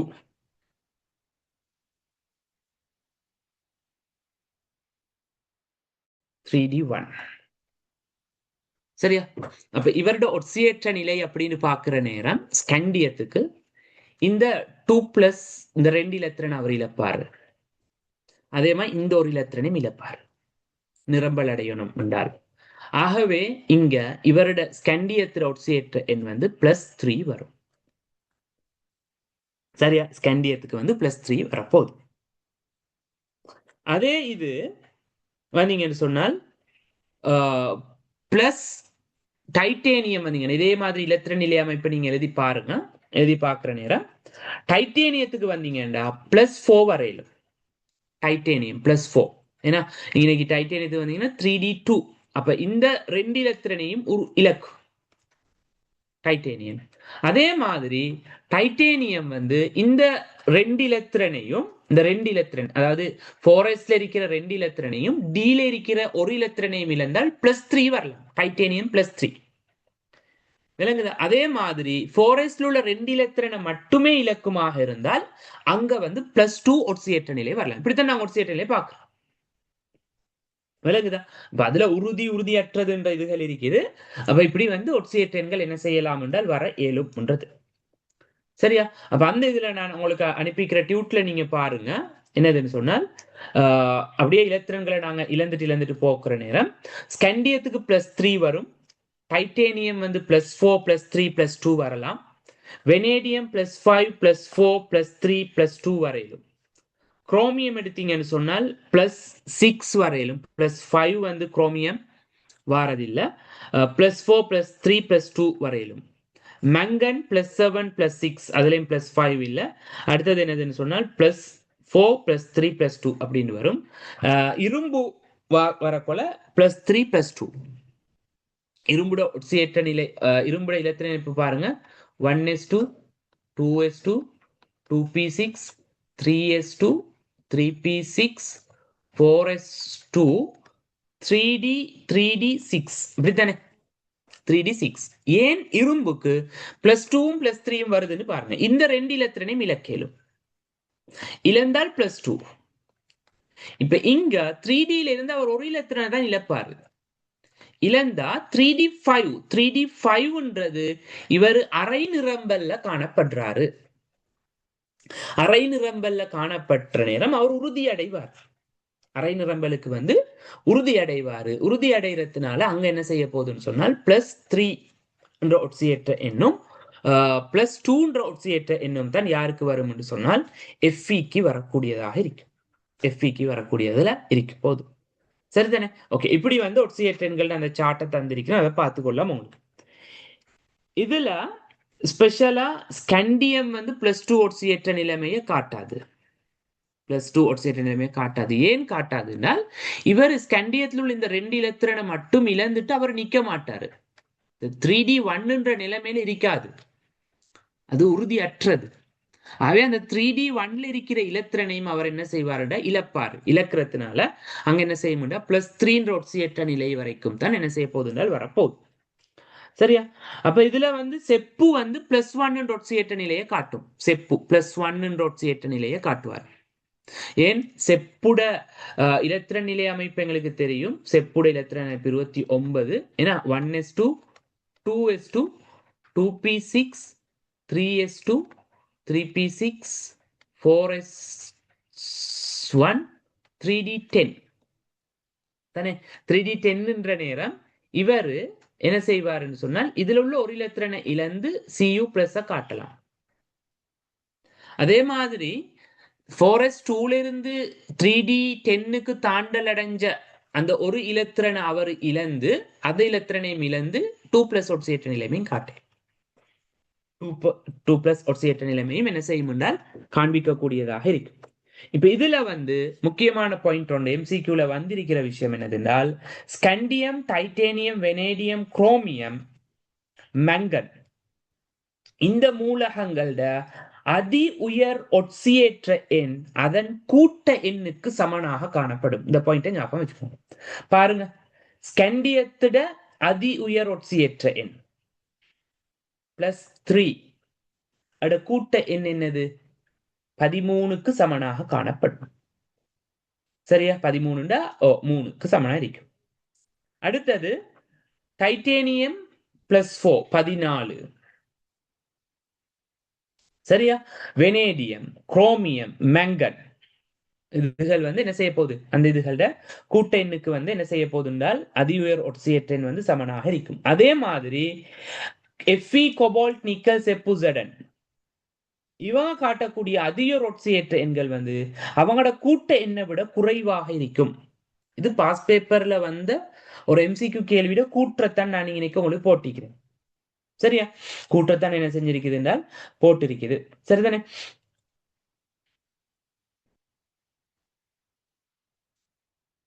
okay, இதுதான் ஒட்சியேற்றங்கள் சம்பந்தமாக இருக்கிற விஷயம். இப்ப ஒட்சியேற்றங்களை காணக்கூடிய 2 மெத்தட் இருக்குது. ஒட்சியேற்ற துணியக்கூடிய 2 முறைகள் இருக்குது. அதுல ஒன்று வந்து என்னதுன்னு சொன்னால் கட்டமைப்பை வச்சுக்கொண்டு நாங்க ஒட்சியேற்ற துணிவோம். இன்னொன்று வந்து என்னதுன்னு சொன்னால் சராசரியான ஒட்சியேற்றங்களை நாங்க துணிறது. சரியா? இப்ப அதுல உதாரணத்துக்கு H2SO4 நாங்க எடுத்தீங்கன்னா H2SO4 எடுத்தீங்கன்னா அதுல சல்பர்ட இதுல கட்டமைப்பை நாங்க வரைஞ்சால் ஆக்சிஜன், ஹைட்ரஜன், ஆக்சிஜன், ஹைட்ரஜன், இங்கே ஆக்சிஜன். இப்ப இதுல சல்பர் ஒட்சியேற்ற என்று வரக்கூட ஆக்சிஜனுக்கு வந்து மின்னெதிர்த்தன்மை கூடன்றதுனால இங்கே பிளஸ், இங்கே பிளஸ், இங்கே பிளஸ், இங்கே பிளஸ், இங்கே பிளஸ், இங்கே பிளஸ். அப்ப இதுல ஒட்சியேற்ற எண் வந்து +6ன்னு சொல்லுவோம். இது கட்டமைப்பை வச்சுக்கொண்டு நாங்க காண்றது. இதே இது எங்களுக்கு வந்து அச்சர கணித முறையை பயன்படுத்தி நாங்க இங்கே ஒட்சியேற்ற எண்ணை காணலாம். அது எப்படி வரப்போகுதுன்னு சொன்னால், எங்களுக்கு தெரியும் சல்பர்ன்றது சேர்வை, அவரோட ஒட்சியேற்றங்களோட கூட்டுத்தொகை 0க்கு சமனாக இருக்கும். இப்ப பார்த்தோம் நாங்க என்னதுன்னு சொன்னால், ஹைதரசன் வந்து ஆக்சிஜன் வந்து மின்னெதிர்த்தன்மை கூடினவர். ஆகவே அவருக்கு வந்து என்னதுன்னு சொன்னால் மைனஸ் ஒட்சியேற்ற நிலை தான் இருக்கும். ஆக்சிஜனை பொறுத்த மட்டும் பொதுவாகவே -2 ஒட்சியேற்ற நிலையை காட்டக்கூடியவர். ஆகவே தர என்னதுன்னு சொன்னால் 4 இருக்குது. சக அங்கல ஹைதரசன் வந்து மின்னெதிர்த்தன்மை கூடின மூலகங்களோட +1 ஒட்சியேற்ற நிலையத்தான் காட்டும். ஆகவே +1 × 2 சக சல்பர் ஒட்சியேற்ற நிலையை நான் என்ன எடுத்துக்கொண்டால் X எடுத்துக்கொள். அப்ப நாங்க இதை சுருக்கி நீங்க கண்டீங்கன்னு சொன்னால், இத நீங்க சுருக்கி எடுத்தீங்கன்னு சொன்னால் உங்களுக்கு என்ன செய்யும் என்று சொன்னால் இவரோட ஒட்சியேற்ற நிலை வரும். யாரோட சல்ஃபர் ஒட்சியேற்ற நிலை வந்து +6 சொல்லி என்ன செய்ய போகுதுனால் வரப்போகுது. இது கட்டமைப்பு ரீதியாகவும் இந்த அமைப்புலையும் நாங்க என்ன செய்யறதுனால் ஒட்சியேற்றங்களை கண்டுகொள்ளலாம். ஓகே, அடுத்தது வந்து வலுவளவுன்ற ஒரு விஷயம் இருக்குது.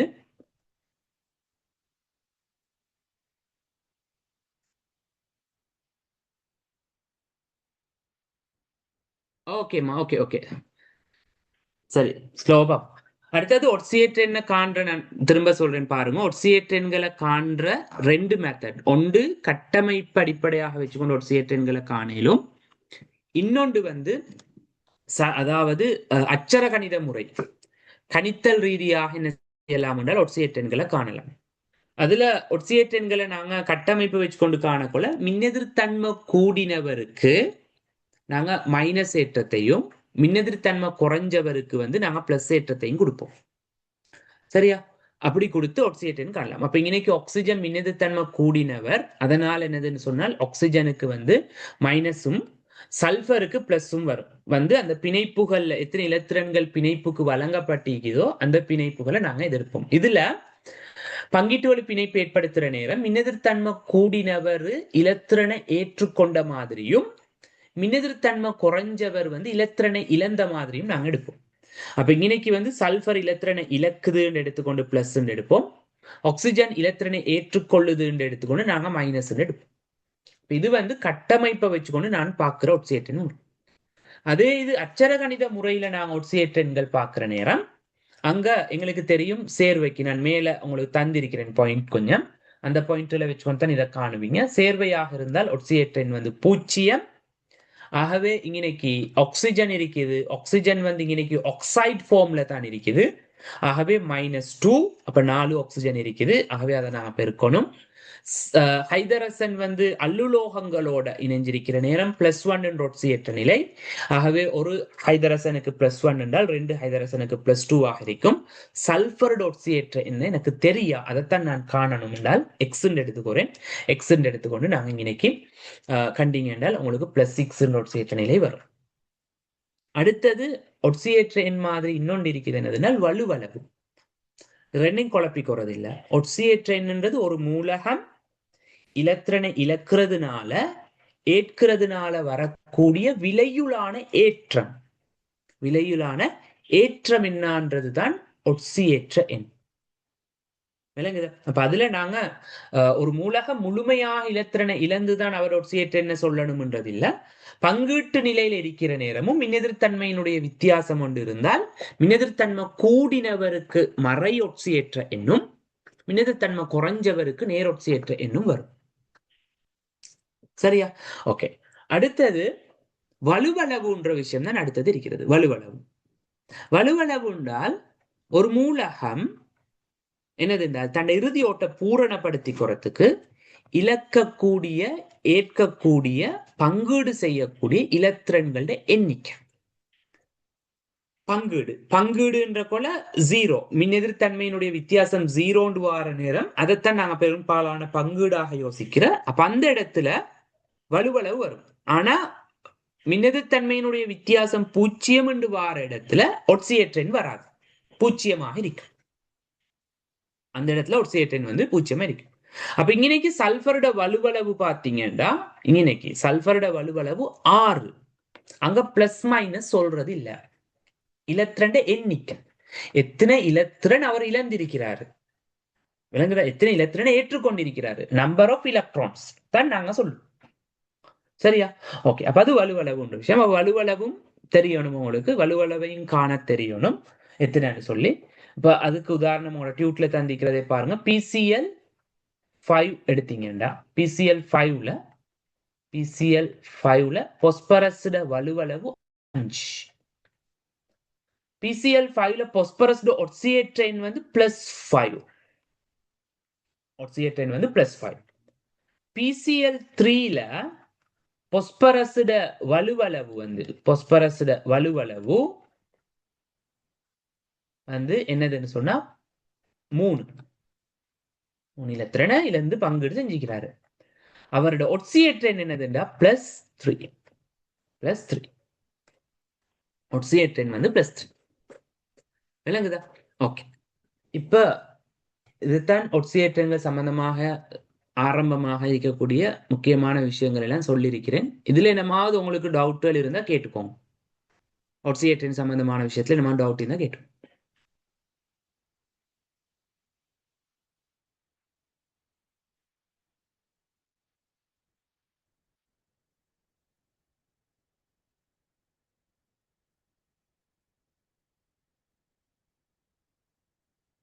சரி, ஓகே.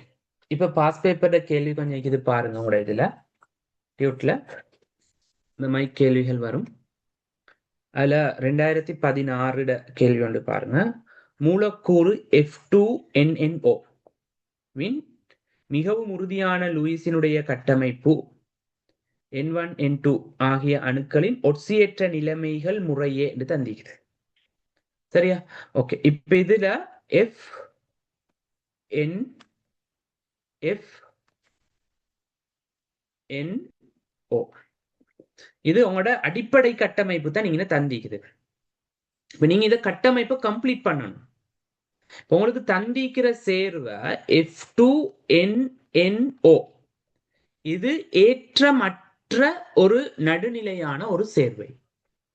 அப்ப நான் வரைகிற கட்டமைப்புல விலையுளாக வரக்கூடிய தேரிய ஏற்றம்ன்றது, அதாவது மொத்த கட்டமைப்புட தேரிய ஏற்றம் விளங்குது. அதாவது ஃபார்மல் சார்ஜ்னு சொல்லுவோம். முறைமை ஏற்றத்தினுடைய கூட்டுத்தொகை பூஜ்ஜியமாக வரணும். அதுக்கேற்ற மாதிரி நான் இந்த கட்டமைப்பை ஃபர்ஸ்ட் கம்ப்ளீட் பண்ணணும். இதை கம்ப்ளீட் பண்ணினா எங்களுக்கு தெரியும் ஆக்சிஜனுக்கு இன்னொரு டபுள் பாண்ட் ஒன்று போடலாம். போட்டா எனக்கு ஆக்சிஜன் 2 4 6 8 வரும். நைதரசனுக்கு 3 பிணைப்பு சரி. ஆகவே 2 4 6 8. இங்கேயும் நைதரசனுக்கு 3 பிணைப்பு சரி. ஆகவே இங்கேக்கும் என்ன செய்ய போகுதுன்னா வரப்போகுது. இப்படி இவருக்கு வந்து வச்சிங்கன்னு சொன்னால் 6 இலத்திரன் வச்சுட்டு போலாம். இப்ப இதுல இவர் நைதரசன் N1, இதுல நைதரசன் N2. இப்ப இவங்களோட ஒட்சியேற்ற என்னன்றது தான் கேள்வி. பாருங்க, சிம்பிளான ஒரு கேள்வி. அப்ப நான் காணுவோம். எங்களுக்கு தெரியும் புளோரினுக்கு மின்னத்தன்மை கூட. ஆகவே நைதரசன் இந்த இடத்துல பிளஸ், இங்கேயும் பிளஸ் ஒட்சியேற்ற நிலை. இங்கனைக்கு பூஜ்ஜியம், நைதரசனுக்கும் இடையில பூஜ்ஜியம். இப்ப இங்கனைக்கும் இந்த நைதரசனுக்கும் இடையில பூஜ்ஜியம். இங்கனைக்கு +1, இங்கனைக்கு +1. விளங்குதா? அப்படின்ற போல இவரோட ஒட்சியேற்ற எண் +1 இவரோட ஒட்சியேற்ற எண் என்னவாக இருக்கும் என்றால், இங்கனைக்கு இந்த நைதரசன் ஒட்சியேற்ற எண் வந்து +2. இந்த நைதரசன் ஒட்சியேற்ற எண் என்னதுன்னு சொன்னால் +2. ஆகவே இணைக்கிற 2 நைதரசனினுடைய ஒட்சியேற்ற எண்களும் +2 ஆக இருக்கும். இன்னைக்கு ஆன்சர் வந்து எத்தனாவது என்றால் 1வது ஆன்சர் உண்டு. சிம்பிளான கேள்வி. இதுல இன்னொரு விஷயம் சொல்றேன். இதே கட்டமைப்பு சரியா உங்களோட பேப்பர்ல வேறொரு கேள்விக்கு பயன்படுத்தியிருந்தேன் பாஸ் பேப்பர். இது 2016 ஒட்சியேற்ற எண்களோட சம்பந்தப்பட்ட கேள்வி தானே. 16 பாஸ் பேப்பர்ல எத்தனாவது MCQ? 10வது MCQ ஈக்குது. இது சரியா 10வது MCQ 16 இதுல இதே இது சரியா வடிவம் கேட்டு செகண்ட் யூனிட்டுக்கு புதிய சிலபஸ்ல இந்த கேள்வியை மாத்திருந்தேன். நான் செகண்ட் யூனிட் செய்யக்குள்ள காட்டுறேன் பாருங்க. இப்ப என் கையில பேப்பர் இல்ல அதை பாக்குறதுக்கு. இந்த வடிவத்தை மாற்றி கொஞ்சம் நான் கொஞ்சம் 1 மினிட்.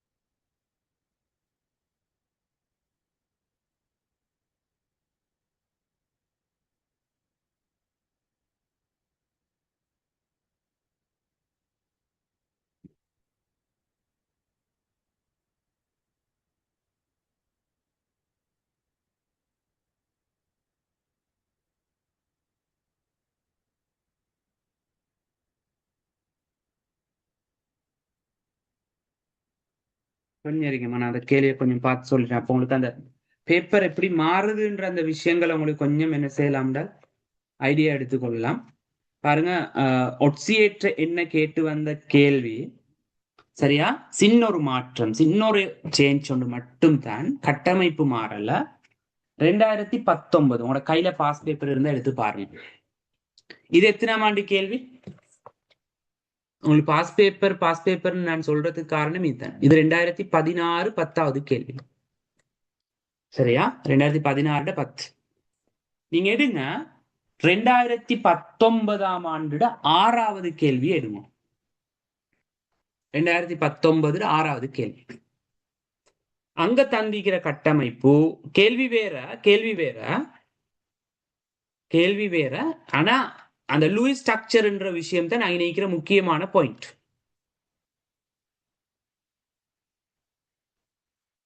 இதே தான் 2019 6வது கேள்வியில தந்த கட்டமைப்பு.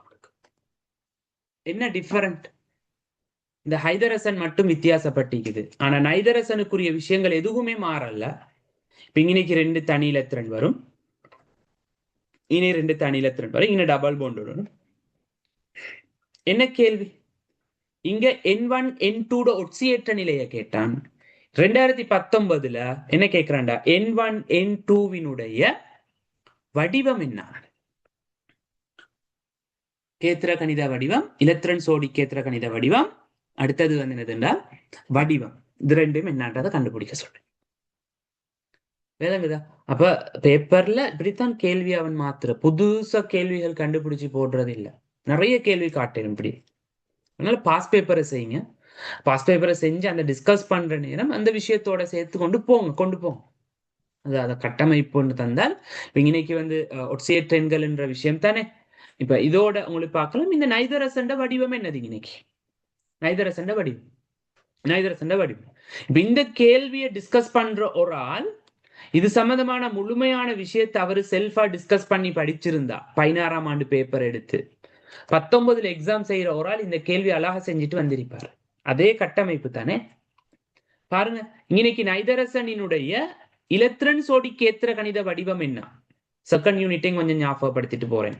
இலத்திரன் சோடி கேத்திர கணித வடிவம் உண்டா, ஒரு அணுவை சுற்றியுள்ள இலத்திரன் சோடிகள் எல்லாத்தையும் பார்க்கணும். இலத்திரன் சோடி 2 இருக்குது, 2 விதமான இலத்திரன் சோடிகள் இருக்குது. ஒன்று வந்து என்னது என்றால் தனிச்சோடி. தனிச்சோடினால் பிணைப்புல ஈடுபடாத இலத்திரன்கள். 2வது இலத்திரன் சோடி பிணைப்பு சோடி, பிணைப்புல ஈடுபட்டுள்ள இலத்திரன்கள். இந்த இடத்துல இலத்திரன் சோடி கேத்திர கணித வடிவம் என்றால் தனிச்சோடியும் பிணைப்பு சோடியும் சேர்ந்து என்ன வடிவத்தை கொடுக்குமோ அதைத்தான் சொல்லுவோம் நாங்க என்னதுனால் இலத்திரன் சோடி கேத்திர கணித வடிவம். அதுக்கு இன்னொரு பேர் கொடுப்போம், கலப்பு வடிவம் சொல்லுவோம். கலப்பு வடிவம். இன்னொரு பேர் சொல்லுவோம் என்னது அப்படின்னால் அதுக்கு அடிப்படை வடிவம். அப்ப இலத்திரன் சோடி கேத்திர கணித வடிவம், கலப்பு வடிவம், அடிப்படை வடிவம், 3 உண்டு. இப்ப இவருட இலத்திரன் சோடி கேத்திர கணித வடிவம் என்ன? சோடிகள் எல்லாத்தையும் வச்சுக்கொண்டு வடிவத்தை யோசிக்கணும். அப்ப நைதரசனை எடுத்தீங்கன்னா முதலாவது N1 என்று எடுத்தீங்கன்னா இங்கனைக்கு ஒரு பிணைப்பீக்குது, இப்படி இங்கனைக்கு ஒரு பிணைப்பீக்குது. இந்த தனிச்சோடியை நாங்க ஒரு பிணைப்பாக கற்பனை பண்ணுவோம் வடிவத்தை உருவாக்குறதுக்கு. இப்படி வடிவத்தை நாங்க யோசிச்சோம்டா இந்த வடிவம் இப்ப என்னவாக இருக்கும்னா நான்முகி வடிவமாக இருக்கும். இதை இலத்திரன் சோடி கேத்திர கணித வடிவம் விளங்குது. அப்ப N1ன்ற வடிவம் நான்முகி. N2க்கு வந்தீங்கன்னா N2 இலத்திரன் சோடி பாத்தீங்கன்னா ஒன்று இது, அதாவது இன்னைக்கு சிக்மா பிணைப்பையும் பை பிணைப்பையும் நாங்க ஒரு சோடியாக எடுக்கிறது. ஏன் அது ஒரு சோடியா நாங்க எடுக்கிறோம்டா, இந்த சிக்மா பிணைப்பும் பை பிணைப்பும்ன்றது என்ன செய்ய போதுண்டால் 2 அணுக்களோட கருவோட பிணைக்கப்பட்டது. இதுல கருவோட இது ரெண்டும் ஒரே அணுக்கள் அந்த கருக்களோட பிணைக்கப்பட்டதுனால இதை நாங்க ஒரு செட்டாகத்தான் நாங்க எடுக்கிறோம். ஒரு செட்டாகத்தான் நாங்க என்ன செய்வோம் என்றால் அதை யோசிப்போம். 2 அணுக்கள கருவோடு இணைக்கப்பட்டிருக்குது, அதோட கேலாம் அங்க இன்னைக்கு பார்க்கணும். அதை சேர்த்து தான் நாங்க வடிவத்தை யோசிக்கணும். விளங்குதா? அப்ப அதனால இவருட ஒரு இலத்திரன் சோடி, இது 2வது இலத்திரன் சோடி, இது 3வது இலத்திரன் சோடி. அப்ப அந்த 3 இலத்திரன் சோடியும் எப்படி ஒழுங்காக்கப்படும்? இப்படி ஒழுங்காக்கப்படும். இது என்னது? தல முக்கோணம். தல முக்கோணம், முக்கோணம், தல முக்கோணம். சாதாரண முக்கோணத்தை தான் சொல்ற தல முக்கோணம். 2D. விளங்குதா? தல முக்கோணம். ஓகே. இப்ப என்னதுன்னா வடிவம்ன்றது மூலக்கூற்று வடிவம். ஃபர்ஸ்ட் பார்த்தது இலத்திரன் சோடி கேத்திர கணித வடிவம். அடுத்தது வந்து மூலக்கூற்று வடிவம். மூலக்கூற்று வடிவம் மூலக்கூறோட வடிவம்ன்றது பிணைப்பை மட்டும் கன்சிடர் பண்ணி சொல்றது. அந்த பிணைப்பை மட்டும் வச்சுக்கொண்டு தான் அது வடிவம் அமைய போகுது. விளங்குதா? பிணைப்பை மட்டும் வச்சுக்கொண்டு. அப்ப பிணைப்பை மட்டும், அதாவது தனிச்சோடிகள் அந்த பிணைப்புகளை தள்ளி அவருக்கு ஒரு வடிவத்தை கொடுக்கும். அதுதான் உண்மையான வடிவமாக நாங்க அதை பார்க்கிறது. விளங்குதா? அப்ப உண்மையான வடிவமாக யோசிக்க போல அதுதான் வரப்போகுது. அப்ப இன்னைக்கு வந்து என்ன செய்யும்டா, இதை தள்ள போகுது. இந்த 3 பிணைப்புகள், இந்த பிணைப்பு இந்த பிணைப்பை தள்ளும், இந்த பிணைப்பு இந்த பிணைப்பை தள்ளும், இந்த பிணைப்பு இந்த பிணைப்பை தள்ளும், இந்த பிணைப்பு இந்த பிணைப்பை தள்ளும். தள்ளக்கொள்ள வடிவம் என்ன செய்ய போகுது என்றால் இப்படி மாறப்போகுது. இது என்னதுன்னு சொன்னா கூம்பு, பிரமிட் மாதிரி இருக்கும். கூம்பு வடிவம், முக்கோண கூம்பு அல்லது கூம்பகம் என்று சொல்லுவோம்.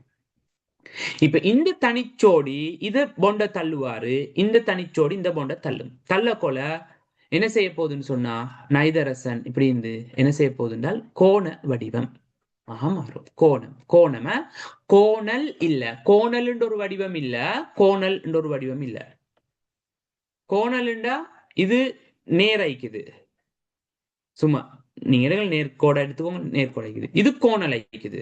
கோணல் சொல்லுவாங்க அந்த வளைஞ்சி வைத்திக்கிறது. லைன் லைன் இப்போ ஒரு இடத்துல லைனா நிக்கிற நேரம் நேரா சரியா நின்னீங்கன்னு சொன்னா லைன் நேராய்க்குது. அந்த லைன் இப்படி வளைஞ்சிருந்தா கோணல் ஐக்குன்னு சொல்லுவாங்க. விளங்குது? அந்த கோணல் தான் அது. செவரு கட்ட கொலை, செவரு கோணலா பைத்திக்குது. அப்ப கோணல் என்ற வேர்டை பாய்க்கல. நிறைய பேர் பேப்பர்ல அப்படித்தான் எழுதி வைக்கிறான், கோணல் கோணல் கோணல். கோணம் கோணம் கோணம் கோணம், இதுதான் கோணம் கோணம். நான் சொல்றேன், இந்த சின்ன சின்ன மிஸ்டேக் வந்து என்ன செய்யும்டால் உங்களோட அந்த ரிசல்ட்ஸ் ஏ பி ஆக்கிடும். இது கோணம் கோணம் கோணம் கோண அல்லது வி வி வி வடிவம், வி வி ஷேப், வி வடிவம் ஒன்று கொடுப்போம். அப்ப இன்னைக்கு வந்து இதுல 2019 கேள்வியில இவரோட இலத்திரன் சோடி கேத்திர கணித வடிவம்ன்றது வந்து நான்முகி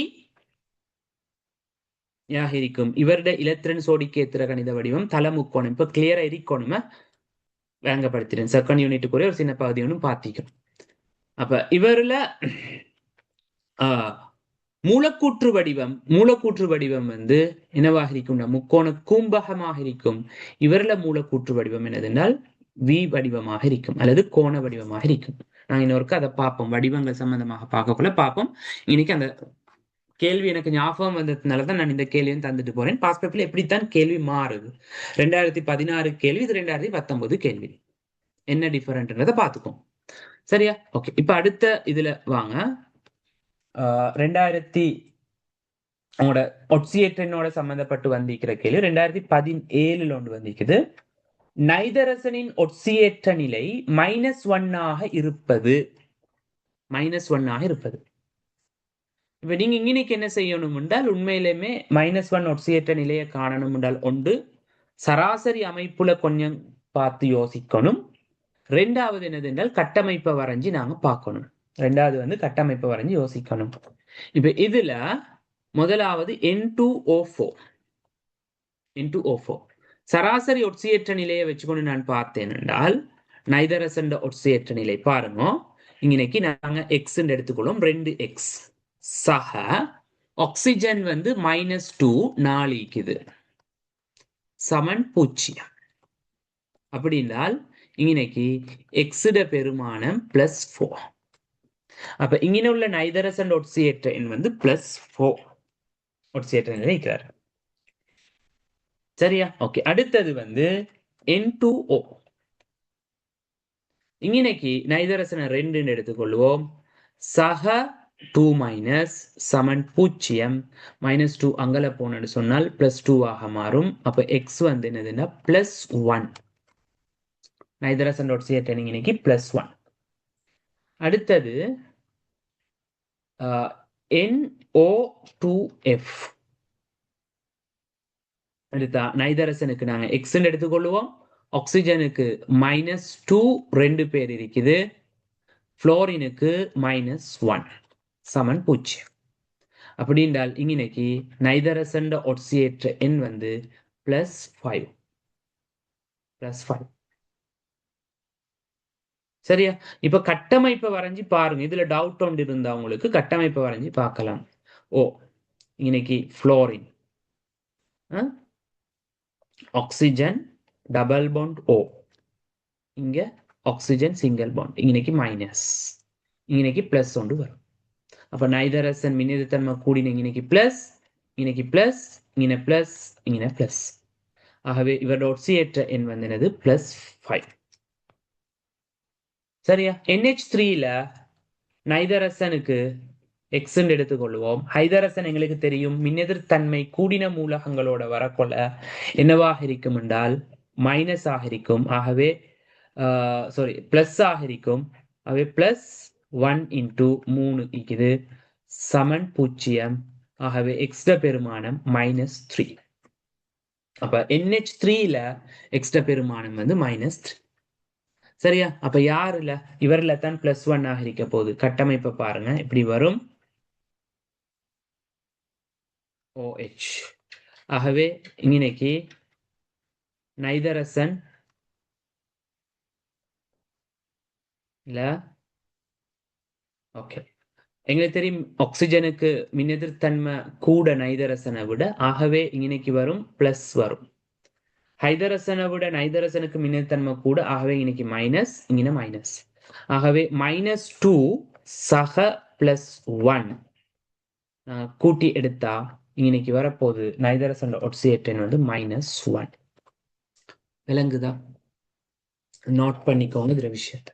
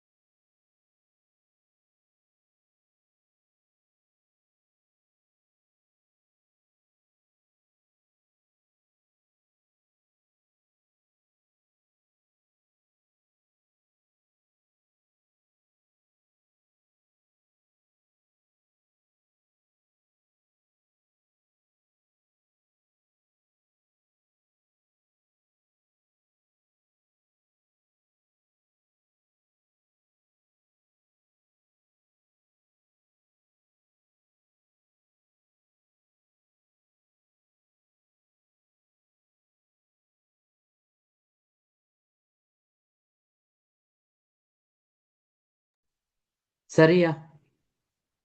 அடுத்த கேள்வி பாருங்க. இது ஒட்சியேற்ற எண்ணும் இனோகனிக்கும் சேர்ந்து வந்திருக்கிற ஒரு கேள்வி. 2023 ஒரு கேள்வி. சரியா? 23 41வது கேள்வி. பாருங்க. உகந்த நிலைமையின் கீழ், அதாவது ஒரு பொருத்தமான நிலைமையில சந்தர்ப்பத்துல உகந்த நிலைமையின் கீழ் H2S ஆனது தாழ்த்தும் கருவியாகவும் ஒட்சியேற்றும் கருவியாகவும் தொழிற்படும். தாழ்த்தும் கருவியாகவும் ஒட்சியேற்றும் கருவியாகவும் என்ன செய்யும் என்றால் தொழிற்படும் என்று சொல்றோம். ஓகே, இப்ப கவனிங்க கொஞ்சம் என்னதுன்னா இந்த தாழ்த்தும் கருவி ஒட்சியேற்றும் கருவின்ற அந்த கான்செப்டையும் கொஞ்சம் நாங்க இன்னைக்கு பார்த்துருக்கோம். அது என்றால் அடிக்கடி நாங்க பாவிக்கக்கூடிய பிரயோகிக்கக்கூடிய ஒரு விஷயம், அடிக்கடி வரக்கூடிய ஒரு பகுதி. சரிதானே? ஓகே, இப்போ வாங்க என்னது என்றால் தாழ்த்தும் கருவி அப்படின்னால் தாழ்த்தும் கருவி தாழ்த்தும்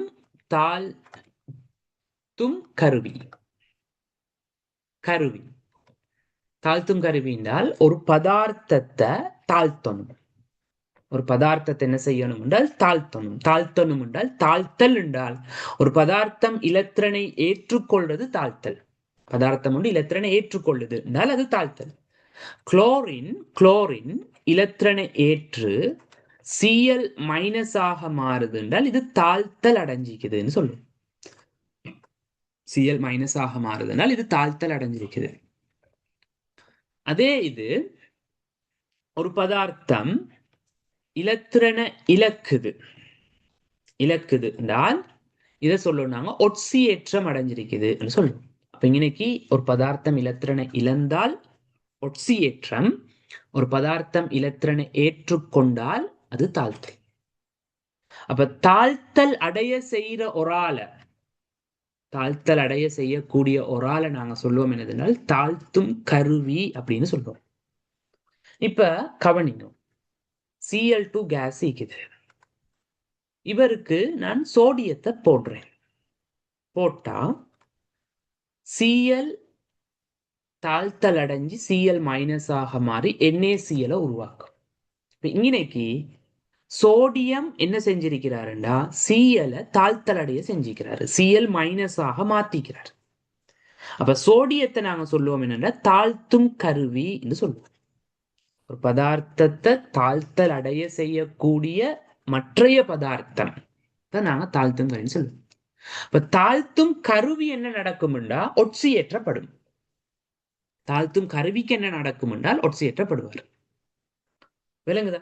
அடுத்தது ஒட்சியேற்றும் கருவி வந்தீங்கன்னா ஒரு பதார்த்தம் இன்னொரு பதார்த்தத்தை ஒட்சியேற்ற அடைய செய்யுமாக இருந்தால் அது ஒட்சியேற்றும் கருவி. இன்னைக்கு Cl2 சோடியத்தை என்ன செய்யும் என்று சொன்னால் சோடியம் பிளஸ் ஆக ஒட்சியேற்றும். ஆகவே இன்னைக்கு Cl2 வந்து என்னது என்றால் ஒட்சியேற்றும் கருவி. ஒட்சியேற்றும் கருவி சொல் கருவி. விலங்குதா? ஒட்சியேற்றும் கருவி. அப்ப உங்களுக்கு ஒரு தாக்கம் தார நேரம் அந்த தாக்கத்துல இது ஒட்சியேற்றக்கூடிய கருவியா தாழ்த்தல் அடையக்கூடிய கருவியான்றது உங்களுக்கு தெரியணும். இப்ப அடுத்த விஷயத்துக்கு வாரேன். ஒரு பதார்த்தம் தாழ்த்தல் அடையணுமாக இருந்தால், ஒரு பதார்த்தம் தாழ்த்தல் அடையணும் என்றால் அவருக்கு அந்த தாழ்த்தல் அடைஞ்சி போறதுக்கான ஒட்சியேற்ற எண்கள் இருக்கணும். தாழ்த்தல் அடைஞ்சி போறதுக்கான ஒட்சியேற்ற எண்கள் இருக்கணும். அப்பத்தான் அந்த பதார்த்தம் தாழ்த்தல் அடையும். ஒரு பதார்த்தம் ஒட்சியேற்ற அடையணும் என்றால் அது ஒட்சியேற்றம் அடைஞ்சி போறதுக்கான ஒட்சியேற்ற நிலைமைகள் அவர்கிட்ட இருக்கணும். இப்ப சோடியம் பிளஸுக்கு போகும். ஏன்? பிளஸ் ஒட்சியேற்ற நிலையை சோடியம் காட்டும். இப்ப சோடியம் பிளஸ் வந்து சோடியம் 2+ ஆக மாறாது. சோடியம் 2+ ஆக மாறாது. இப்ப நான் என்ன செய்யறேன் என்றால் சோடியம் பிளஸுக்கு நான் எவ்வளவு பெரிய வலிமையான ஒரு ஒட்சியேற்றும் கருவியை கொண்டு வந்து நான் இன்னைக்கு பாவிச்சாலும் சோடியம் ஒட்சியேற்றப்படாது. ஏன்? அங்கெல்லாம் அவர் ஒட்சியேற்றப்பட்டு போறதுக்கான அவருடைய நிலை ஒன்று இல்ல. விளங்குதா? ஓகே. ஆனா சோடியம் என்ன செய்யலாம்டா இலத்திரனை ஏற்று தாழ்த்தல் அடையலாம். இவருக்கு தாழ்த்தல் அடைகிறதுக்கு அடுத்த இது பூச்சி ஒட்சியேற்றம் தாழ்த்தல் அடை. இப்ப கவனிங்க, Fe வருவோம், இரும்புக்கு வார. உங்களுக்கு இரும்புல லேசா இரும்பு Fe2+. Fe2+க்கு நான் வலிமையான ஒரு ஒட்சியேற்றும் கருவியை பாவிச்சேன் என்றால் அவர் Fe2+ இருக்கிறவர் Fe3+ ஆக மாறுவாரு. Fe2+க்கு ஒரு ஒட்சியேற்றும் கருவியை பாவிச்சால் Fe2+ Fe3+ ஆக மாறும். விளங்குதா? அதே இது Fe3+க்கு நான் ஒரு தாழ்த்தும் கருவியை பாவிச்சேன் என்றால் Fe3+ Fe2+ ஆக தாழ்த்தப்படும். Fe3+ இலத்திரனை ஏற்று Fe3+ ஆக Fe3+ இலத்திரனை ஏற்று Fe2+ ஆக தாழ்த்தப்படும். அப்போ ஒரு பதார்த்தம் தாழ்த்தப்படணும், ஒரு பதார்த்தம் ஒட்சியேற்றப்படணும் என்றால் அதுக்கு முக்கியமான காரணம் அவரோட ஒட்சியேற்ற நிலை. என்னென்ன ஒட்சியேற்ற நிலையில இருக்குது? அதுக்காக வேண்டிதான் உங்களுக்கு ஆரம்பத்துல முதலாம் கூட்டம் என்னென்ன ஒட்சியேற்றங்களை காட்டும், இரண்டாம் கூட்டம் என்னென்ன ஒட்சியேற்றங்களை காட்டும், மூணாம் கூட்டம் என்னென்ன ஒட்சியேற்றங்களை காட்டும் என்று தந்திக்குது. இது எங்க தேவைப்படும்டா இனோகனிக்ல உங்களுக்கு தேவைப்படும். இனோகனிக்ல நிறைய கேள்விகள் இந்த ஒட்சியேற்றல் தாழ்த்தலை வச்சு கொண்டு வரும். இவர் ஒட்சியேற்றும் கருவி, இவர் தாழ்த்தும் கருவி, இவருக்கு ஒட்சியேற்றல் தாக்கம் நடக்கும் நடக்காது என்ற விஷயம் தாக்கம் கேட்டு வரும். அப்ப நீங்க அதை எழுதுறதுக்கு தெரியணும், இந்த விஷயம் தெரியணும், ஒட்சியேற்ற நிலைகள் என்னன்றது தெரியணும். அப்ப அதோட சம்பந்தப்பட்ட ஒரு கூற்று கேள்விதான் இது. அப்ப உகந்த நிலைமைக்கு கீழே H2S ஆனது தாழ்த்தும் கருவியாகவும் ஒட்சியேற்றும் கருவியாகவும் தொழிற்படலாம். இது சரியா பிழையான்னு எனக்கு யாராவது சொல்லுங்க பாப்போம். இப்ப நான் சொல்லி தந்த விஷயங்களை வச்சுக்கொண்டு இது சரி பிழை சொல்லுங்க.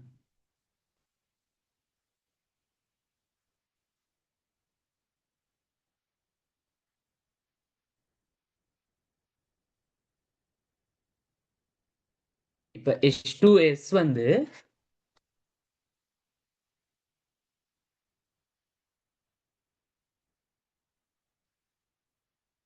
இந்த கூற்று சரி. எப்படி பாருங்க, H2S எடுத்தீங்கடா, H2S வந்து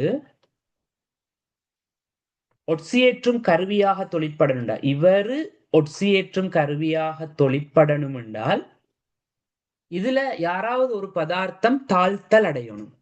யாராவது ஒரு பதார்த்தம் என்ன செய்யப்படணும் என்றால் தாழ்த்தல் அடையணும். சரியா? ஓகே. அப்ப தாழ்த்தல் அடைகிறதுக்கு இதுல யாராவது இருக்கிறாங்களா? அப்படித்தானே. ஒரு ஆள் ஒட்சியேற்றுறார் என்றால் அவர் தாழ்த்தப்படணும். ஒரு ஆள் தாழ்த்துறார் என்றால் இன்னொரு ஆளை வைத்துக் கொண்டு அவர் தாழ்த்துறார் என்றால் என்ன செய்யப்படணும்? அவர் ஒட்சியேற்றப்படணும். இன்னொரு ஆள் அவர் ஒட்சியேற்றார் என்றால் இவர் தாழ்த்தப்படணும். அப்ப இதுல இவர் ஒட்சியேற்றும் கருவியாகவும் தாழ்த்தும் கருவியாக தொழிற்படணும் என்றால் இவர் என்ன செய்யணும்? ஒரு ஆளை ஒட்சியேற்றினால் இவர் தாழ்த்தப்படக்கூடிய நிலைமையில இருக்கணும். இவர் இன்னொரு ஆளை தாழ்த்தினால் இவர் ஒட்சியேற்றப்படக்கூடிய நிலைமையில இருக்கணும். அப்ப இன்னைக்கு என்னது சல்பர் இந்த ஒட்சியேற்ற நிலை நீங்க பாத்தீங்க என்றால் -2. ஹைதரசன் ஒட்சியேற்ற நிலை பாத்தீங்கன்னா +1. ஹைதரசனுக்கு +1ல இருந்து +2க்கு போகலாம், ஒட்சியேற்றப்படையலாம். ஹைதரசன் ஒட்சியேற்றப்படையலாம். ஆனா +1ல இருந்து அவருக்கு 0க்கு போகலாம், -1க்கு போகலாம். அப்ப ஹைதரசனுக்கு தாழ்த்தப்படையலும். ஹைதரசன் தாழ்த்தப்பட்டால் மற்ற பதார்த்தங்களை அவரால் ஒட்சியேற்றலாம். ஆகவே H2S வந்து ஒட்சியேற்றும் கருவியாக தொழிற்படும். அதே இது சல்பர் எடுத்தீங்க என்றால் சல்பர் -2ல இருக்குது. -2ல இருந்து இவருக்கு -4 ஒட்சியேற்ற நிலைமைகள் அங்க நாங்க கொடுக்கறது இல்லை. அதாவது 16ஆம் கூட்ட மூலகங்கள் -2 தான் ஏன்னா மினிமம். ஆனா -2ல இருந்து அவருக்கு +6 வரைக்கும் போகலும், +6 வரைக்கும் போலாம். அப்ப சல்பருக்கு என்ன செய்யலும் என்றால் ஒட்சியேற்றத்துக்கு உட்பட்டு கொள்ளலாம். சல்பர் ஒட்சியேற்றம் அடைகிற நேரம் அடுத்தவர் அவர் என்ன செய்யலாம் என்றால் தாழ்த்தலாம். ஆகவே ஒட்சியேற்றும் கருவியாக தொழிற்படும், தாழ்த்தும் கருவியாக தொழிற்படும். அப்ப கூற்று 1 சரி. கூற்று 2க்கு வாங்க. கந்தகமானது ஒட்சியேற்ற எண்கள் -2 தொடக்கம் +6 வரையான வீச்சினுள் உள்ள ஓர் அல்லுலோகம் ஆகும். கூற்று சரியா இல்லையா? சரி, தந்திக்கிறேன். ஏன்னா எனக்கு தெரியும் -2ல இருந்து +6 வரைக்கும் இருக்குது. இப்ப சல்பரோட -2 பாத்தீங்கன்னா H2S -2க்கு அதாவது பாத்தீங்கன்னு சொன்னா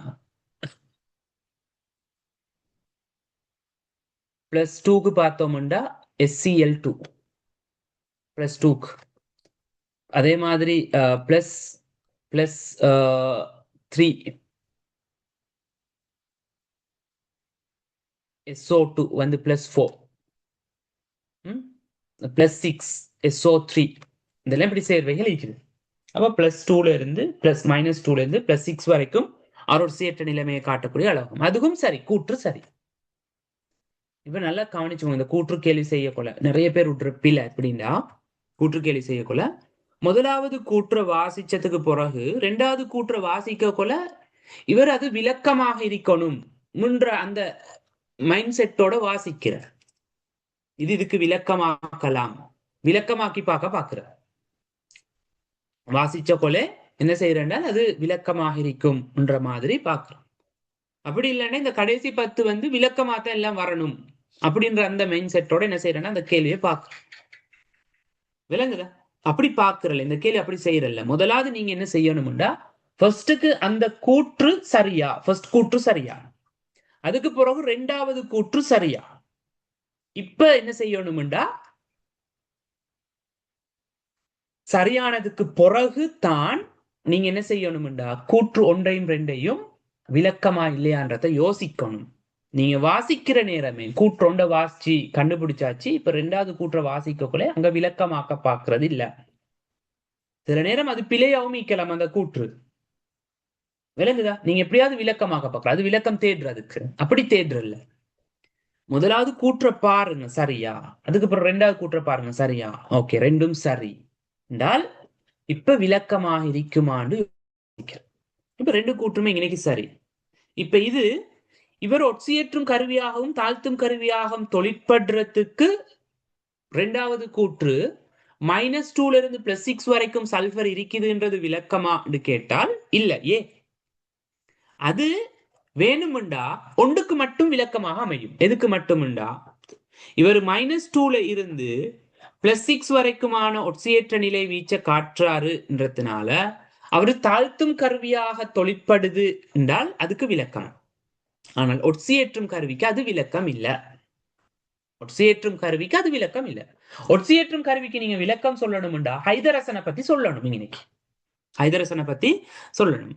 அப்ப உங்களுக்கு இத நான் முதலாவது கூற்றுக்கு இந்த கேள்வியை மாத்துறேன் எப்படின்னு பாருங்க. இந்த அடுத்த வருஷங்கள்ல பாஸ் பேப்பர் மாறும். கந்தகமானது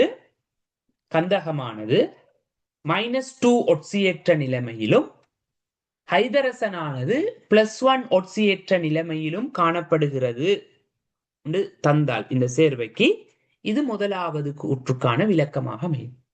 ஹைதரசன் -2 ஒட்சியேற்ற நிலைமையில இருக்கிறதுனால சல்பர் ஒட்சியேற்றப்பட அடுத்தவரை தாழ்த்துறாரு.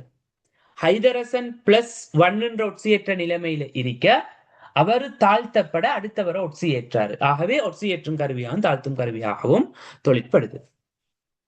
இதுதான் அந்த கூற்றுக்கான கேள்விக்கான விளக்கம்.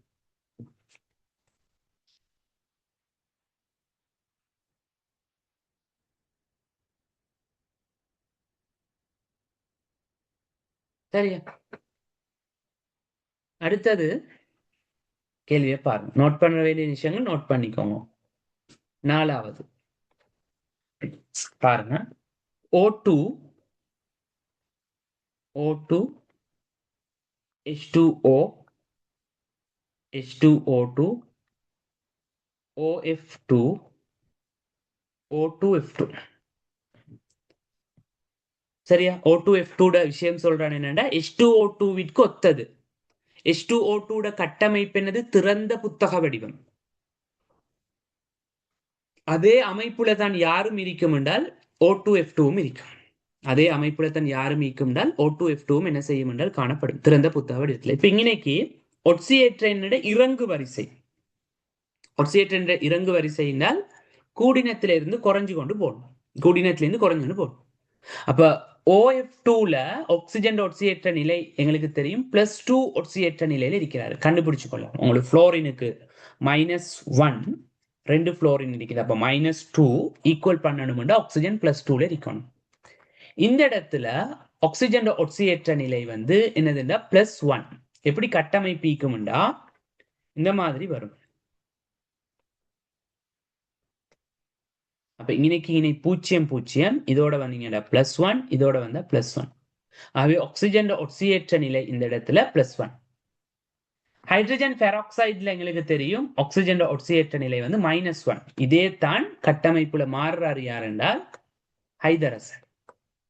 ஹைதரசனுக்கு மின்னெதிர்த்தன்மை ஆக்சிஜனை விட குறைவுன்றதுனால ஆக்சிஜனுக்கு மைனஸ் வருது. இங்க ஆக்சிஜனை விட புளோரினுக்கு மின்னெதிர்த்தன்மை கூடன்றதுனால ஆக்சிஜனுக்கு பிளஸ் வருது.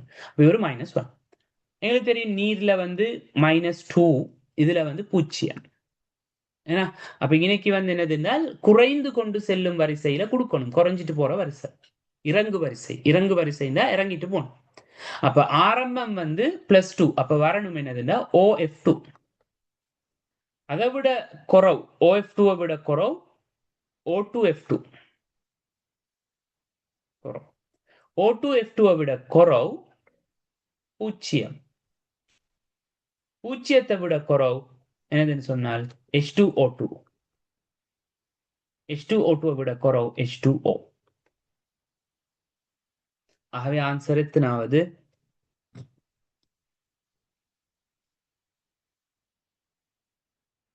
OF2, O2F2, O2, H2O2, O2, H2O. எத்தனாவது ஆன்சர்? 5வது ஆன்சர்.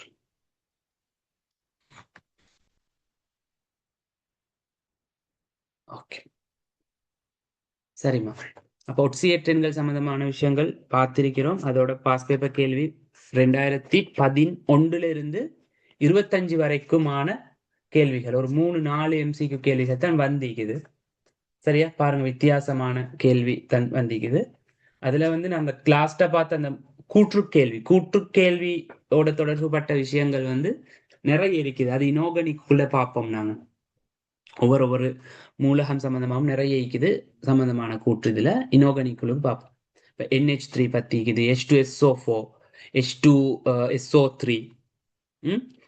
அப்படி இனோகனிக்ல வந்து இந்த ஒட்சியேற்றம் தாழ்த்தல் என்ற அந்த விஷயத்தை வச்சுக்கொண்டு இருக்குது. இதுல ஒரு MCQ மட்டும் போட்டு உங்களுக்கு அந்த எக்ஸாம்பிளுக்கு இதை பார்த்திக்கிறோம். சரியா? ஓகே, இது ஃபர்ஸ்ட் டியூட்டுக்குரிய விஷயம் பார்த்திருக்கிறோம். திரும்ப பாருங்க ஃபுல்லா இருக்கா. சரியா? 2வது டியூட்டை வாங்க. 2வது டியூட்டுக்கு கொஞ்சம் அதை கொஞ்சம் நார்மலா சொல்லி அதை முடிப்போம். 2வதுல வந்து எளிய அசேதன சேர்வைகளோட பேரீடு. இன்னைக்கு உங்களுக்கு நாங்க பேரீடு படிக்கிறதுக்கான காரணம் என்னது என்றால், இந்த பேரீடு உங்களோட பேப்பர்கள்ல எங்கேயாவது ஒரு இடத்துல தருவாங்க.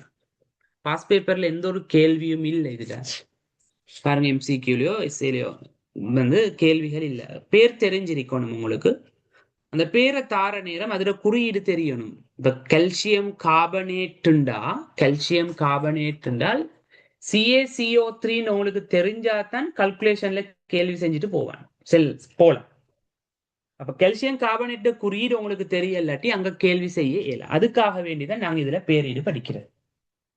சரியா? ஓகே, இதுல வந்து ஒரே ஒரு ஒட்சியேற்ற எண்ணை மட்டும் கொண்ட ஆட்கள் எடுத்தீங்க என்றால், ஒரே ஒரு ஒட்சியேற்ற எண், டி தொகுப்பு மூலகங்கள் எடுத்தீங்க என்றால் பல ஒட்சியேற்ற எண்கள் காணப்படும். விளங்குதா? எஸ் தொகுப்பு மூலகங்களை நாங்க எடுக்கிற நேரம் அங்க ஒரு ஒட்சியேற்ற எண்கள் மட்டும் தான் இருக்கும். +1 +1. அப்ப அப்படியான கற்றையன்களுக்கு நாங்க பேர் கொடுக்கிற எப்படின்னு சொன்னால், சாதாரணமாக அந்த கற்றையன் பேரை சொல்லி அந்த மூலகத்துல பேரை சொல்லி அயன் என்ற வேர்டை சேர்த்துக் கொள்வோம். அப்ப இன்னைக்கு சோடியம் பிளஸ் எடுத்தீங்க என்றால் சோடியம் அயன், K+ எடுத்தீங்க என்றால் பொட்டாசியம் அயன். விளங்குதா? கால்சியம் 2+ எடுத்தோம் என்றால் கால்சியம் அயன் தான் நிக்கிற விஷயம். சரியா? அதே மாதிரி அலுமினியம் எடுத்தீங்கன்னா அலுமினியம் அயன். ஸ்கண்டியம் எடுத்தீங்கன்னா ஸ்கண்டியம் டி தொகுப்பு தான், ஆனால் அவருக்கு ஒரே ஒரு ஒட்சியேற்றன் தான் இருக்குது, ஸ்கண்டியம் 3+. அதே மாதிரி ஜெடனும் டி தொகுப்பு தான், அங்கேயும் அவருக்கு ஒரே ஒரு ஒட்சியேற்றன் இருக்குது, அதனால அங்கேயும் ஜெடன் அயன் தான் சொல்லுவோம். அதே இது அன்னயன்கள் எடுத்தீங்க என்றால் அன்னயன்கள்ல ஒரே ஒரு ஒட்சியேற்றன்களையுடைய, அதாவது எளிய ஒட்சியேற்றன்களையுடைய அன்னயன்களை பொறுத்த மட்டும் எளிய ஒட்சியேற்ற எண்களுடைய அன்னயன்கள் எடுத்தோம் என்றால் அங்க நாங்க அந்த அன்னயனுக்கு பேர் வந்து ஐடுன்ற இதோட நாங்க முடிக்கணும். அப்ப இது வந்து ஹைட்ரைடுன்னு சொல்லி வரும். Hydride Cl- chloride, Br- bromide, O2- ஆக்சைடுன்னு சொல்லி என்ன செய்யும் என்றால் வரும். சரியா? நோட் பண்ணிக்கோங்க இதெல்லாம். சரியா? வேகமா கொஞ்சம் பார்த்துரு. இப்ப எளிய அன்னையன்களையும் எளிய கற்றையனும் சேர்ந்த ஒரு சேர்வையாக இருந்தால் அவருக்கு நாங்க எப்படி பேரீடு கொடுக்கிறது என்று சொன்னால் அந்த எளிய அன்னையனிட பேரத்தையும் கற்றையனுடைய பேரையும் எழுதினால் சரி. அப்படி எழுதுற நேரம் ஃபர்ஸ்டுக்கு எழுதப்படணும் கற்றையன். எப்பயுமே கற்றையன் தான் முன்னுக்கு வரணும். அப்படின்றால் ஒரு சேர்வையில மின்னெதிர்த்தன்மை குறைஞ்சவர் தான் முன்னுக்கு வரணும். மின்னெதிர்த்தன்மை குறைஞ்சவர் தான் எந்த ஒரு சேர்வை எடுத்தாலும் முன்னுக்கு வரணும். இப்ப பாருங்க, OF2 நாங்க இப்படி எழுதுறது இல்லை ஒரு நாளும். F2O சொல்லி எழுதுறல்ல. மின்னெதிர்த்தன்மை குறைவு ஆக்சிஜன், அப்ப ஆக்சிஜனை தான் முன்னுக்கு போடணும். விளக்குதா? இப்ப H2O ஆக்சிஜனை விட மின்னெதிர்த்தன்மை குறைவு வந்து ஹைதரசன், முன்னுக்கு தான் போட்டு எழுதுவோம். இப்படிதான் நாங்க எழுதுறது. அப்ப பேரீட்டிலையும் என்னதுன்னு சொன்னால் ஃபர்ஸ்டுக்கு வரணும் மின்னெதிர்த்தன்மை குறைஞ்ச கற்றை என்ற பேர் வந்துட்டு அதுக்கு போற ஸ்பேஸ் ஒன்று விட்டு அன்னை என்ற பேர் வரும். அப்படிதான் நாங்க எழுதுவோம். அப்ப NaCl எடுத்தீங்க என்றால் NaCl sodium sodium sodium sodium sodium அதுக்கு பிறகு வந்து என்னதுன்னா குளோரைடுன்னு வருது. Cl மைனஸ் குளோரைடு குளோரைடுன்னு வருது. விளக்குதா?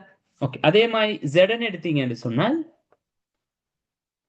ZnS எடுப்போம் என்றால் Znக்கு நாங்க zinc zinc sulphide S2 minus sulphide S2 minus வந்து என்னதுன்னா சல்ஃபைட். அப்ப Zn சல்ஃபைட். இப்ப இதுல பல ஒட்சியேற்றங்களை கொண்ட கற்றையன்கள் எடுத்தோம் என்றால் பொதுவாக டி தொகுப்புக்குரிய கற்றையன்களை நாங்க எடுக்கிற நேரம் அங்க எடுத்தா எங்களுக்கு Fe எடுத்தோம் என்றால் Fe2+ Fe3+ எடுத்தீங்க என்றால் இவருக்கு எனக்கு சொல்லலாம் அயன் அயன் என்று சொல்லலாம். அது உங்களுக்கு வேர்ட் குழப்பமா இருந்தா இருப்போம். குரோமியம் 3+ குரோமியம் 4+ எடுப்போமே. இப்ப எனக்கு chromium chromium ion chromium ion என்று சொல்லலாம். எதுன்றது எனக்கு தெரியும். வேறுபடுத்தி காட்டுறதுக்காக வேண்டி என்ன செய்வேன், குரோமியம் அயன் என்று எழுதிட்டு அந்த பிராக்கெட்டுக்குள்ள இவரோட ஒட்சியேற்றைன் ஏதோ அதை நாங்க கேபிட்டல் ரோமன் நம்பர்ஸ்ல போடணும். கேபிட்டல் ரோமன் நம்பர்ல நாங்க என்ன செய்யணும் என்றால் அதுல போடப்படணும். சரியா? அப்ப Cu+ சொன்னால் கொப்பர் கொப்பர் அயன். Cu2+ என்றால் copper 2 ion. Cu+ copper 1 ion, Cu2+ வந்து கொப்பர் 2 அயன் சொல்லி வரும். கொபால்ட் 2+ வந்து கொபால்ட் 2 அயன் என்று சொல்லி வரும். கொபால்ட் 3+ வந்து கொபால்ட் 3 நாங்க அதுல போட்டு அயன் எழுதுவோம். அதே அமைப்புல தான் பேரும் வரப்போகுது. எழுதக்கொள்ள அந்த ஒட்சியேற்றங்களோட சேர்த்து நாங்க எழுதணும். FeS எடுத்தீங்கன்னா FeS எடுத்தீங்கன்றால் FeS பேர் வந்து என்னது, அயன் அயன் 2 அயன் 2 சல்ஃபைடு வரும். அயன் 2 சல்ஃபைடு வரும். அயன் 2 சல்ஃபைடு சொல்லி வரும். அதே மாதிரி FeO நாங்க எடுத்தோம்னு சொன்னால் இன்னைக்கு அயன் அயன் 2 ஆக்சைடுன்னு சொல்லி வரணும். அவரோட ஒட்சியேற்ற நாங்க பிராக்கெட்ல மென்ஷன் பண்ணி கொடுக்கணும். சரியா? ஓகே, இதுதான் இது. இப்ப சில அயன்கள் இருக்குது, அதுக்கு வந்து பொதுப்பெயர் ஒன்று நாங்க கொடுப்போம். பொதுப்பெயர் பொதுப்பெயர் என்றால் இப்ப இவ்வளவு நேரம் நான் சொன்னது என்னது என்றால் IUPAC பேர். IUPAC பேர் IUPAC பேர் என்று சொல்லக்கொள்ள அங்க வந்து ஆங்கில சொல்லத்தான் நாங்க பாவிக்கணும். அந்த Feக்கு வந்து இரும்புன்ற ஒரு பேர் இருக்குது. தமிழ்ல நாங்க Fe இரும்புன்னு சொல்லுவோம். ஆங்கிலத்துல இங்கிலீஷ்ல நாங்க சொல்றதாக இருந்தால் அயன் அயன் என்று சொல்லுவோம். இரும்புக்கு அயன் என்று சொல்றோம். அதே இது இரும்புட இன்னொரு பேர் இருக்குது ஃபெரம் என்று சொல்லி. இது வந்து என்னது லத்தீன்ல சொல்றது. ஃபெரம் லத்தீன் சொல். அப்ப நாங்க IUPAC பேர் சொல்ற நேரம் இங்கிலீஷ் நேமத்தான் நாங்க சொல்லணும். இங்கிலீஷ் நேமத்தான் அயன்ன்றது சொல்லுவோம். ஃபெரம் நாங்க சொல்றோம்ல. ஆனால் பொதுப்பெயர் ஒன்று இருக்குது. பொதுப்பெயர் சொல்ற நேரம் அங்க வந்து நாங்க என்ன செய்யலாம் என்றால் எங்களுக்கு லத்தீன் பெயரைத்தான் பாவிப்போம். பொதுப்பெயர்ல லத்தீன் பெயரைத்தான் பாவிப்போம். அப்ப Fe2+ க்கு நாங்க ஒரு மாதிரியும் Fe3+ ஒரு மாதிரியும் சொல்லுவோம். அப்ப Fe2+ நேரம் இது தாழ் ஒட்சியேற்ற நிலையில இருந்தால், தாழ் ஒட்சியேற்ற நிலையில இருக்கிற நேரம், குறைந்த ஒட்சியேற்ற எண்ணு வார நேரம் அங்க அஸ்ன்னு நாங்க முடிப்போம், அஸ்ன்ற வேர்டை பாவிப்போம். கூடிய ஒட்சியேற்ற எண்ணாக இருந்தால் இக்குன்ற இதை பாவிப்போம். அப்ப இது ஃபெரம் தானே, Fe சொல்ற ஃபெரம். அப்ப Fe2+ சொன்னால் ஃபெரஸ்ன்னு சொல்லுவோம், ஃபெரஸ். அப்ப FeSக்கு நாங்க சொல்ற ஃபெரஸ் சல்ஃபைட் என்று வரும். அப்ப உங்களோட பேப்பர்ல தருவான் ஒரு கலவையில ஃபெரஸ் சல்ஃபைடும் ஃபெரிக் சல்ஃபைடும் இருக்குதுன்னு சொல்றேன், ஃபெரிக். அப்ப இங்க இக்குன்ற வேர்டை பார்ப்போம், ferric sulphide, Fe2S3 ferric sulphide சேர்ந்து ஒரு கலவை. அப்ப உங்களுக்கு ஃபெரஸ் ஃபெரிக் என்றால் யார் யாருன்றது தெரியும். ஃபெரஸ்ன்றது Fe2+, ஃபெரிக் என்று சொல்றது Fe3+. விளங்குதா? தான் நிக்கிறேன். அப்ப அதை வச்சுக்கணும் உங்களுக்கு பொது பெயர்கள் அது இதுல தானே. இப்ப நாங்க எளிய பங்கீட்டு வலு சேர்வைக்கு வருவோம். சரியா? எளிய பங்கீட்டு வலு சேர்வைகள் வார நேரம் அங்க நாங்க IUPAC பேரிடு கொடுக்கிற நேரம் அந்த எளிய பங்கீட்டு வலு சேர்வைகள்ல இருக்கிற அணுக்களோட எண்ணிக்கை மென்ஷன் பண்ணப்படணும்.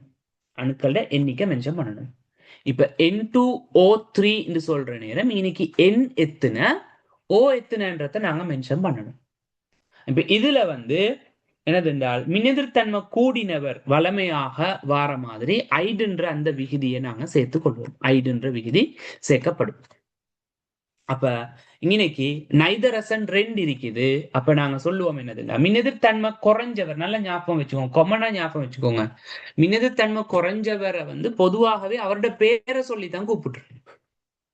இப்ப நைதரசன் இந்த சேர்வையில மின்னெதிர்த்தன்மை அவர் குறவு தானே, அவர் நைதரசன் தான்.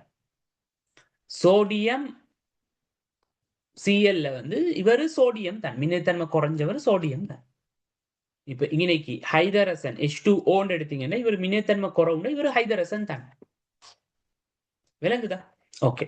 அப்ப இன்னைக்கு N2O3 எடுத்தீங்கன்னா நைதரசன் மின்னேத்தன்மை குறவுன்றதுனால இப்ப நாங்க சொல்லுவோம் இன்னைக்கு எத்தனை நைதரசன் இருக்குது? 2. அப்ப 2 நைதரசன் போல டை நைட்ரஜன். எத்தனை ஆக்சிஜன் இருக்குது?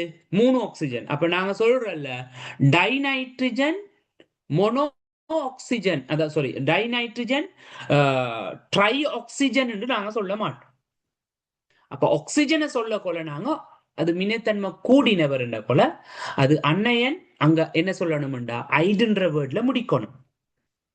அப்ப இன்னைக்கு N2O3க்கு சொல்ல கொள்ள எப்படி வரப்போகுதுன்னு சொன்னால் டை நைட்ரஜன் ட்ரை ஆக்சைடு சொல்லி வரும். Dinitrogen try oxide. இப்ப அதே மாதிரி பாருங்க இன்னைக்கு SO3 வார நேரம் இன்னைக்கு சல்பர் ஒன்று தானே இருக்குது. அப்ப மொனோ அங்கினைக்கு பாவிக்க தேவையில்ல, மொனோ உண்டு அங்கினே மொனோ பாவிக்க தேவையில்ல. ஏனால் சல்பர் இப்படி வாக்கணும், H2O-வையும் H2O2-வையும் எடுங்களே. இப்ப இதை எடுத்து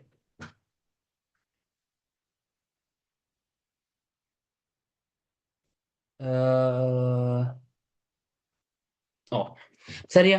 இப்ப இன்னைக்கு சல்பருக்கு நாங்க மொனோ பாவிக்க வேண்டிய தேவை இல்லை. சரியா? அப்ப அதனால இன்னைக்கு சல்பர் ஒன்று தானே அது தனிக்கு. ஆனா ஆக்சிஜனை இன்னைக்கு மென்ஷன் பண்ணணும் எத்தனைன்னு சொல்லி. அப்ப இன்னைக்கு நாங்க சொல்லுவோம் என்னதென்றால் சல்பர் 3 ஆக்சிஜன் இருக்குது. ஆகவே ட்ரைஆக்சைடு, சல்பர் ட்ரைஆக்சைடு தான் SO3 பேர். விளங்குதா? ஓகே. இப்ப அதுல இங்க வந்தீங்கன்னா ஹைட்ரஜன் 2 ஹைதரசன் இருக்குது, இன்னைக்கும் 2 ஹைதரசன் இருக்குது. இங்க ஆக்சிஜன் வேறுபடுது பேர் சொல்ல போல. அதனாலதான் நாங்க இங்க சொல்றது இன்னைக்கு கட்டாயம் மொனோன்ற வேர்டை பாவிக்கணும். ஏன்றால் இன்னைக்கு மொனோ என்ற கொலை இங்க ஆக்சிஜன் 1, இங்க ஆக்சிஜன் 2. ஆகவே அந்த மொனோ வேர்ட் பாவிக்கப்படணும் இந்த இடத்துல. அப்ப இன்னைக்கு நாங்க சொல்லுவோம் என்னதென்றால் டைஹைட்ரஜன் ஆக்சிஜனுக்கு மொனோ ஆக்சைடு. கட்டாயம் இன ஒன்று தானே இருக்குதுன்னு சொல்லி போட்டு மொனோ பாவிக்காம இருக்கிறல்ல. ஏண்டா மொனோவை சொன்னாதான் அது ஒன்றா ரெண்டான்றது எனக்கு வேறுபடுத்தலாம்ன்றதுக்காக நீ மொனோ கட்டாயம் சொல்லப்படணும். அப்ப இன்னைக்கு டைஹைட்ரஜன் மொனாக்சைடு என்றால் அது யாருண்டா நீர். இன்னைக்கு டைஹைட்ரஜன் டை ஆக்சைடு என்றால் யார் என்றால் அவர் H2O2 ஹைட்ரஜன் பெராக்சைடு இல்லைங்குது. ஹைட்ரஜன் பெராக்சைடு, இந்த ஹைட்ரஜன் பெராக்சைடுன்றது பொது பெயர். ஹைட்ரஜன் பெராக்சைடுன்றது வந்து பொது பெயர். அத டைஹைட்ரஜன் டைஆக்சைடுன்றது வந்து IUPAC பேர். அப்ப அந்த இடத்துல வந்து நாங்க இந்த மொனோடை என்ற அந்த வேர்டுகளை நாங்க பாவிச்சு கொள்வோம். சரியா? இதெல்லாம் வந்து பெரிய ஒரு விஷயம் ஒன்று இல்லை. அடுத்தது வாங்க, இதுதான் ஆக முக்கியம். இன்னைக்கு அன்னையன்கள்ல பல அணுக்கள் சேர்ந்து வார அன்னையன்களை நாங்க எடுத்தோம்டா. அப்ப அதுல முதலாவது NH4+, பொதுவாக கட்டையன்கள் மிக குறைவு. NH4+, H3O+, அதே மாதிரி NO+, அது மாதிரி NO2+, இந்த ஆட்களுக்கு பேர் கொடுக்க போல அதாவது அமோனியம் பிளஸ், இன்னைக்கு சொல்லும் அமோனியம் அயன் NH4+. இது ஹைட்ரோனியம், அதாவது இன்னைக்கு சொல்றது வந்து ஹைட்ரோனியம் அயன் நாங்க சொல்லுவோம், ஹைட்ரோனியம் அயன். சரியா? ஓகே. OH- 2 அணுக்கள் கொண்டு வாராடுங்கள்ல பாருங்க. OH-, அதே மாதிரி SO3 2-, SO4 2-, இப்படி வார நேரம் இதுல ரெண்டுலையும் சல்பர் இருக்குது. சல்பர்ல தாள் ஒட்சியேற்ற எண்ணுக்கு வரப்போல, தாள் ஒட்சியேற்ற எண்ணுக்கு வார நேரம் அங்க நாங்க இட்டுன்ற இதை பாவிப்போம்.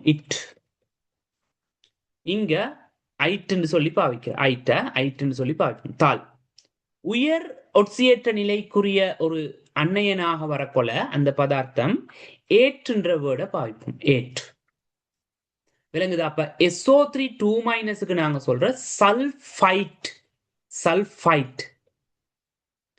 SO4 2- சல்ஃபேட் சொல்லுவோம். அதே இது டிஃபரெண்ட் டைம் விளைக்கோங்க. S2- வந்து சல்ஃபைட்.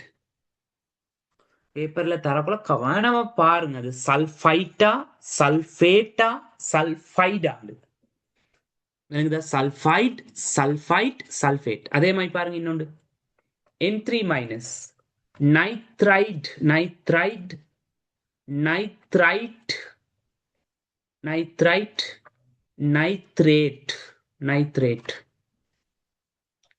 நைட்ரைட். சரியா? அப்ப அந்த இதுகள் என்ன செய்யும் என்றால் வரும். அப்ப இதுல அதாவது சரியா நீங்க அந்த ஏற்றுன்னு முடிகிறது உயர் ஒட்சியேற்ற எண்ணுக்குரியவர்கள். தாள் ஒட்சியேற்ற எண்ணுக்குரியது வந்து ஐட்டுன்னு சொல்லி முடியும். சிம்பிளான எளிய அன்னையன்கள் வந்து ஐடுன்னு சொல்லி என்ன செய்யும் என்றால் முடியும். அப்ப அதை வச்சுக்கொண்டு உங்களுக்கு என்ன செய்யலாம்ல, அந்த பேரீடுகள் எல்லாம் ஃபுல்லா எழுத நினைக்கிறேன், கம்ப்ளீட் பண்ணுவீங்கன்னு சொல்லி. ஓகே. இப்ப அடுத்தது வாங்க அமிலங்களுக்கு வரும். இன்னைக்குத்தான் அமிலத்துல பேரீட்டுல உள்ள முக்கியமான விஷயம் பார்ப்போம். அமிலத்துல 2 வகையான அமிலங்கள் இருக்குது. ஆக்சிஜனை கொண்ட அமிலங்களை வந்து நாங்க சொல்லுவோம் ஒட்சி அமிலங்கள் சொல்லுவோம். அதுக்கு ஆக்சிஜன் இருக்கிற எல்லாரையும் வந்து ஒட்சி அமிலங்கள் சொல்லலாம். ஒட்சி அமிலம் என்ற நேரம் வந்து என்னதுன்றால் ஆக்சிஜனோட ஹைதரசன் இணைஞ்சு வரணும். அதான் அது ஒட்சி அமிலங்கள்னு நாங்க சொல்றோம்.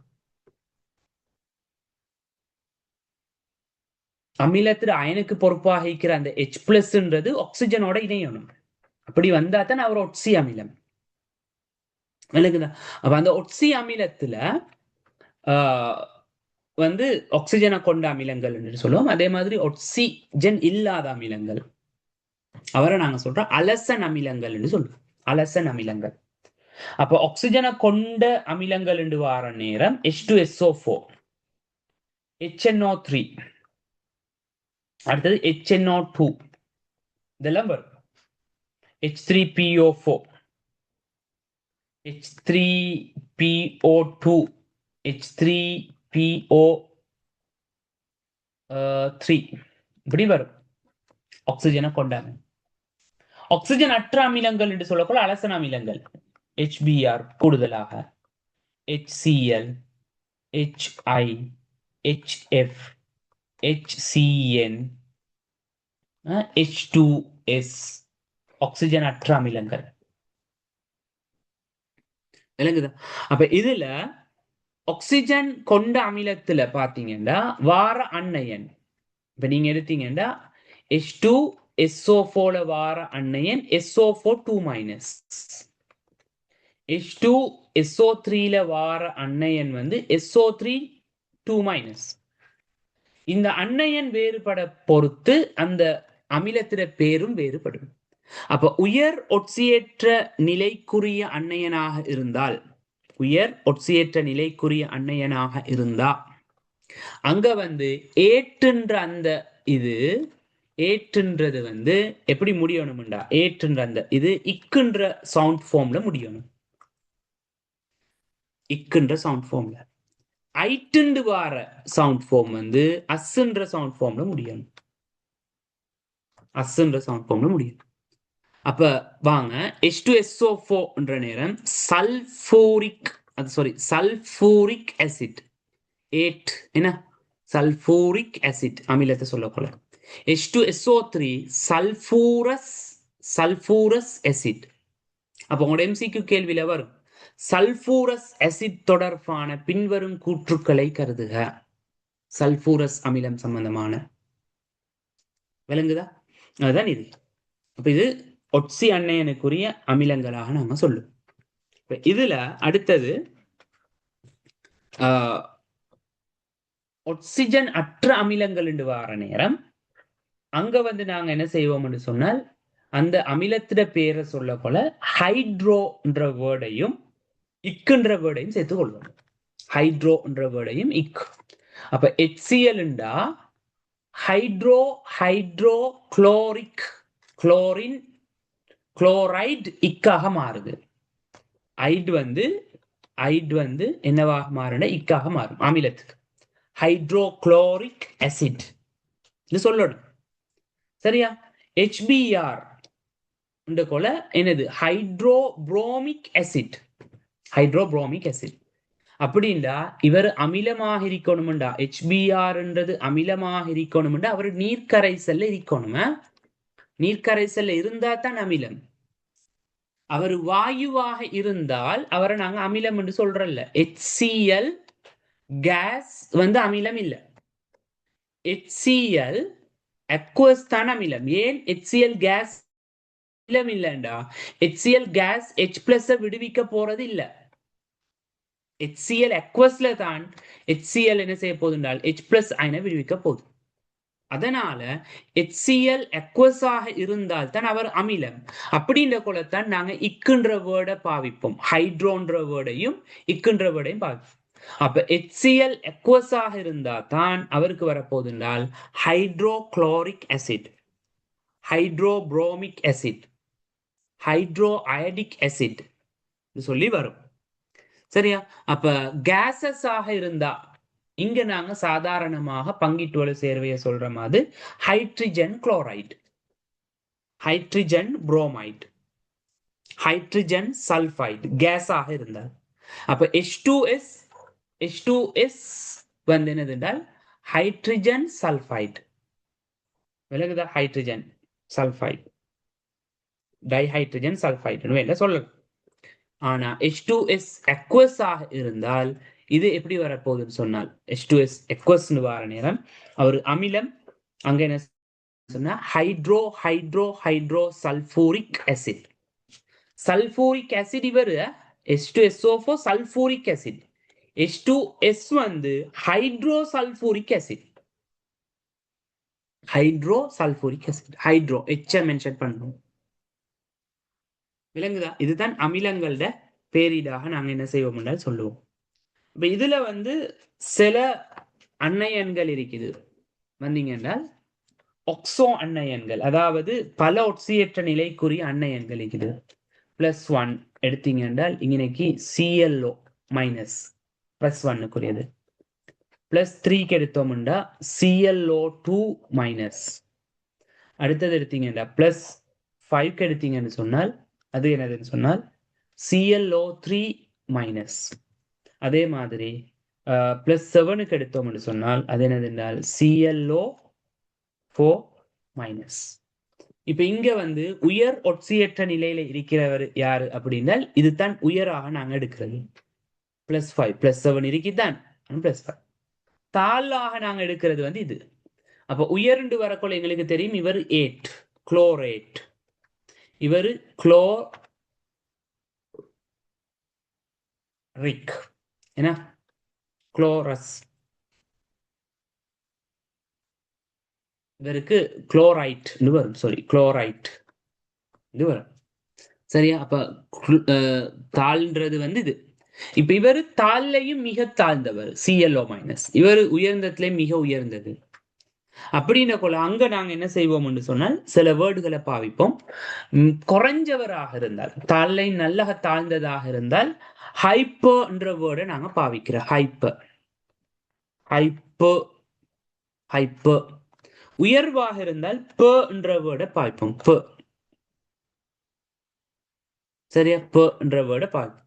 அப்ப இன்னைக்கு இவர் தாழ்ந்தவர் என்ற கொல ஹைப்ப ஹைப்ப குளோரைட் குளோரைட்னு வரணும் தாழ்ந்த ஆட்களுக்கு.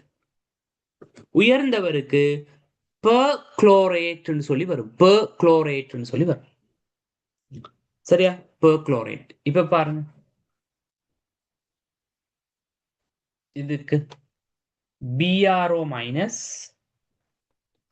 BrO2 minus, BrO3 minus, BrO4 minus. இது வந்து என்னதுன்னு சொன்னா ஹைப்பர் ஹைப்பர் ஹைப்பர் குளோரைட். இது குளோரைட், இது சாரி இது ஹைப்பர் புரோமைட், இது ஹைப்பர் புரோமைட், இது புரோமைட், இது புரோமேட் புரோமேட், இது பெர்புரோமேட் பெர்புரோமேட் தான் ஒக்சோ அன்னையன்களோட பேரீடு. பல ஒட்சியற்ற நிலைகளை கொண்ட ஒக்சோ அன்னையன்களோட பேரீடாக நாங்க சொல்லுவோம். சரியா? இதுதான் இவ்வளவு தன்மை பேரீடு. இதுல கேள்விகள் எதுவும் வரப்போறல்ல. ஆனால் உங்களுக்கு கேள்வி தார நேரம் இந்த பேர்களை சொன்னால் உங்களுக்கு இந்த அன்னையன் இந்த கற்றேன் என்ற அந்த விஷயம் உங்களுக்கு தெரியும். சரியா? அப்ப கல்குலேஷன்ல வந்து ஒட்சியேட் எண்கள் என்ற பகுதியையும் நாங்க 3.2வையும் என்ன செஞ்சுக்கணும்னா முடிச்சிருக்கிறோம். இப்ப நான் இன்ஷால்லா அடுத்த கிளாஸ் வந்து 3.3ஐயும் 3.4வையும் முடிப்போம். அதுகளெல்லாம் பாஸ் பேப்பர் கேள்விகள் இருக்குது. சரியா? அப்படி சில இதுகள் வந்து ஒரு சாப்டர் மட்டும்தான் முடிக்கலுமாக இருக்கும். சரியா? கொஞ்சம் கூட பார்த்திருக்குது. என்னமாவது டவுட் இருந்தா கேட்டுப்போம்.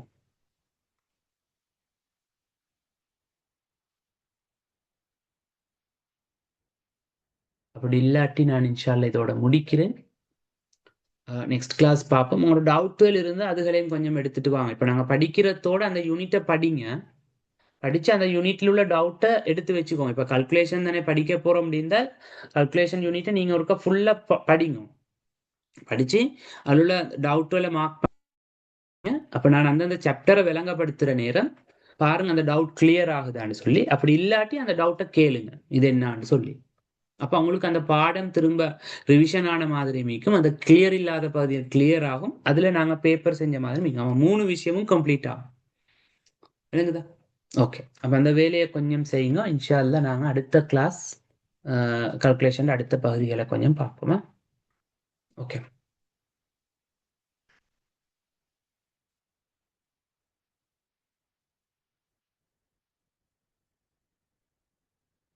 ஓகே, நான் இதோட முடிக்கிறேன். பாரக்கல்லாஹ்.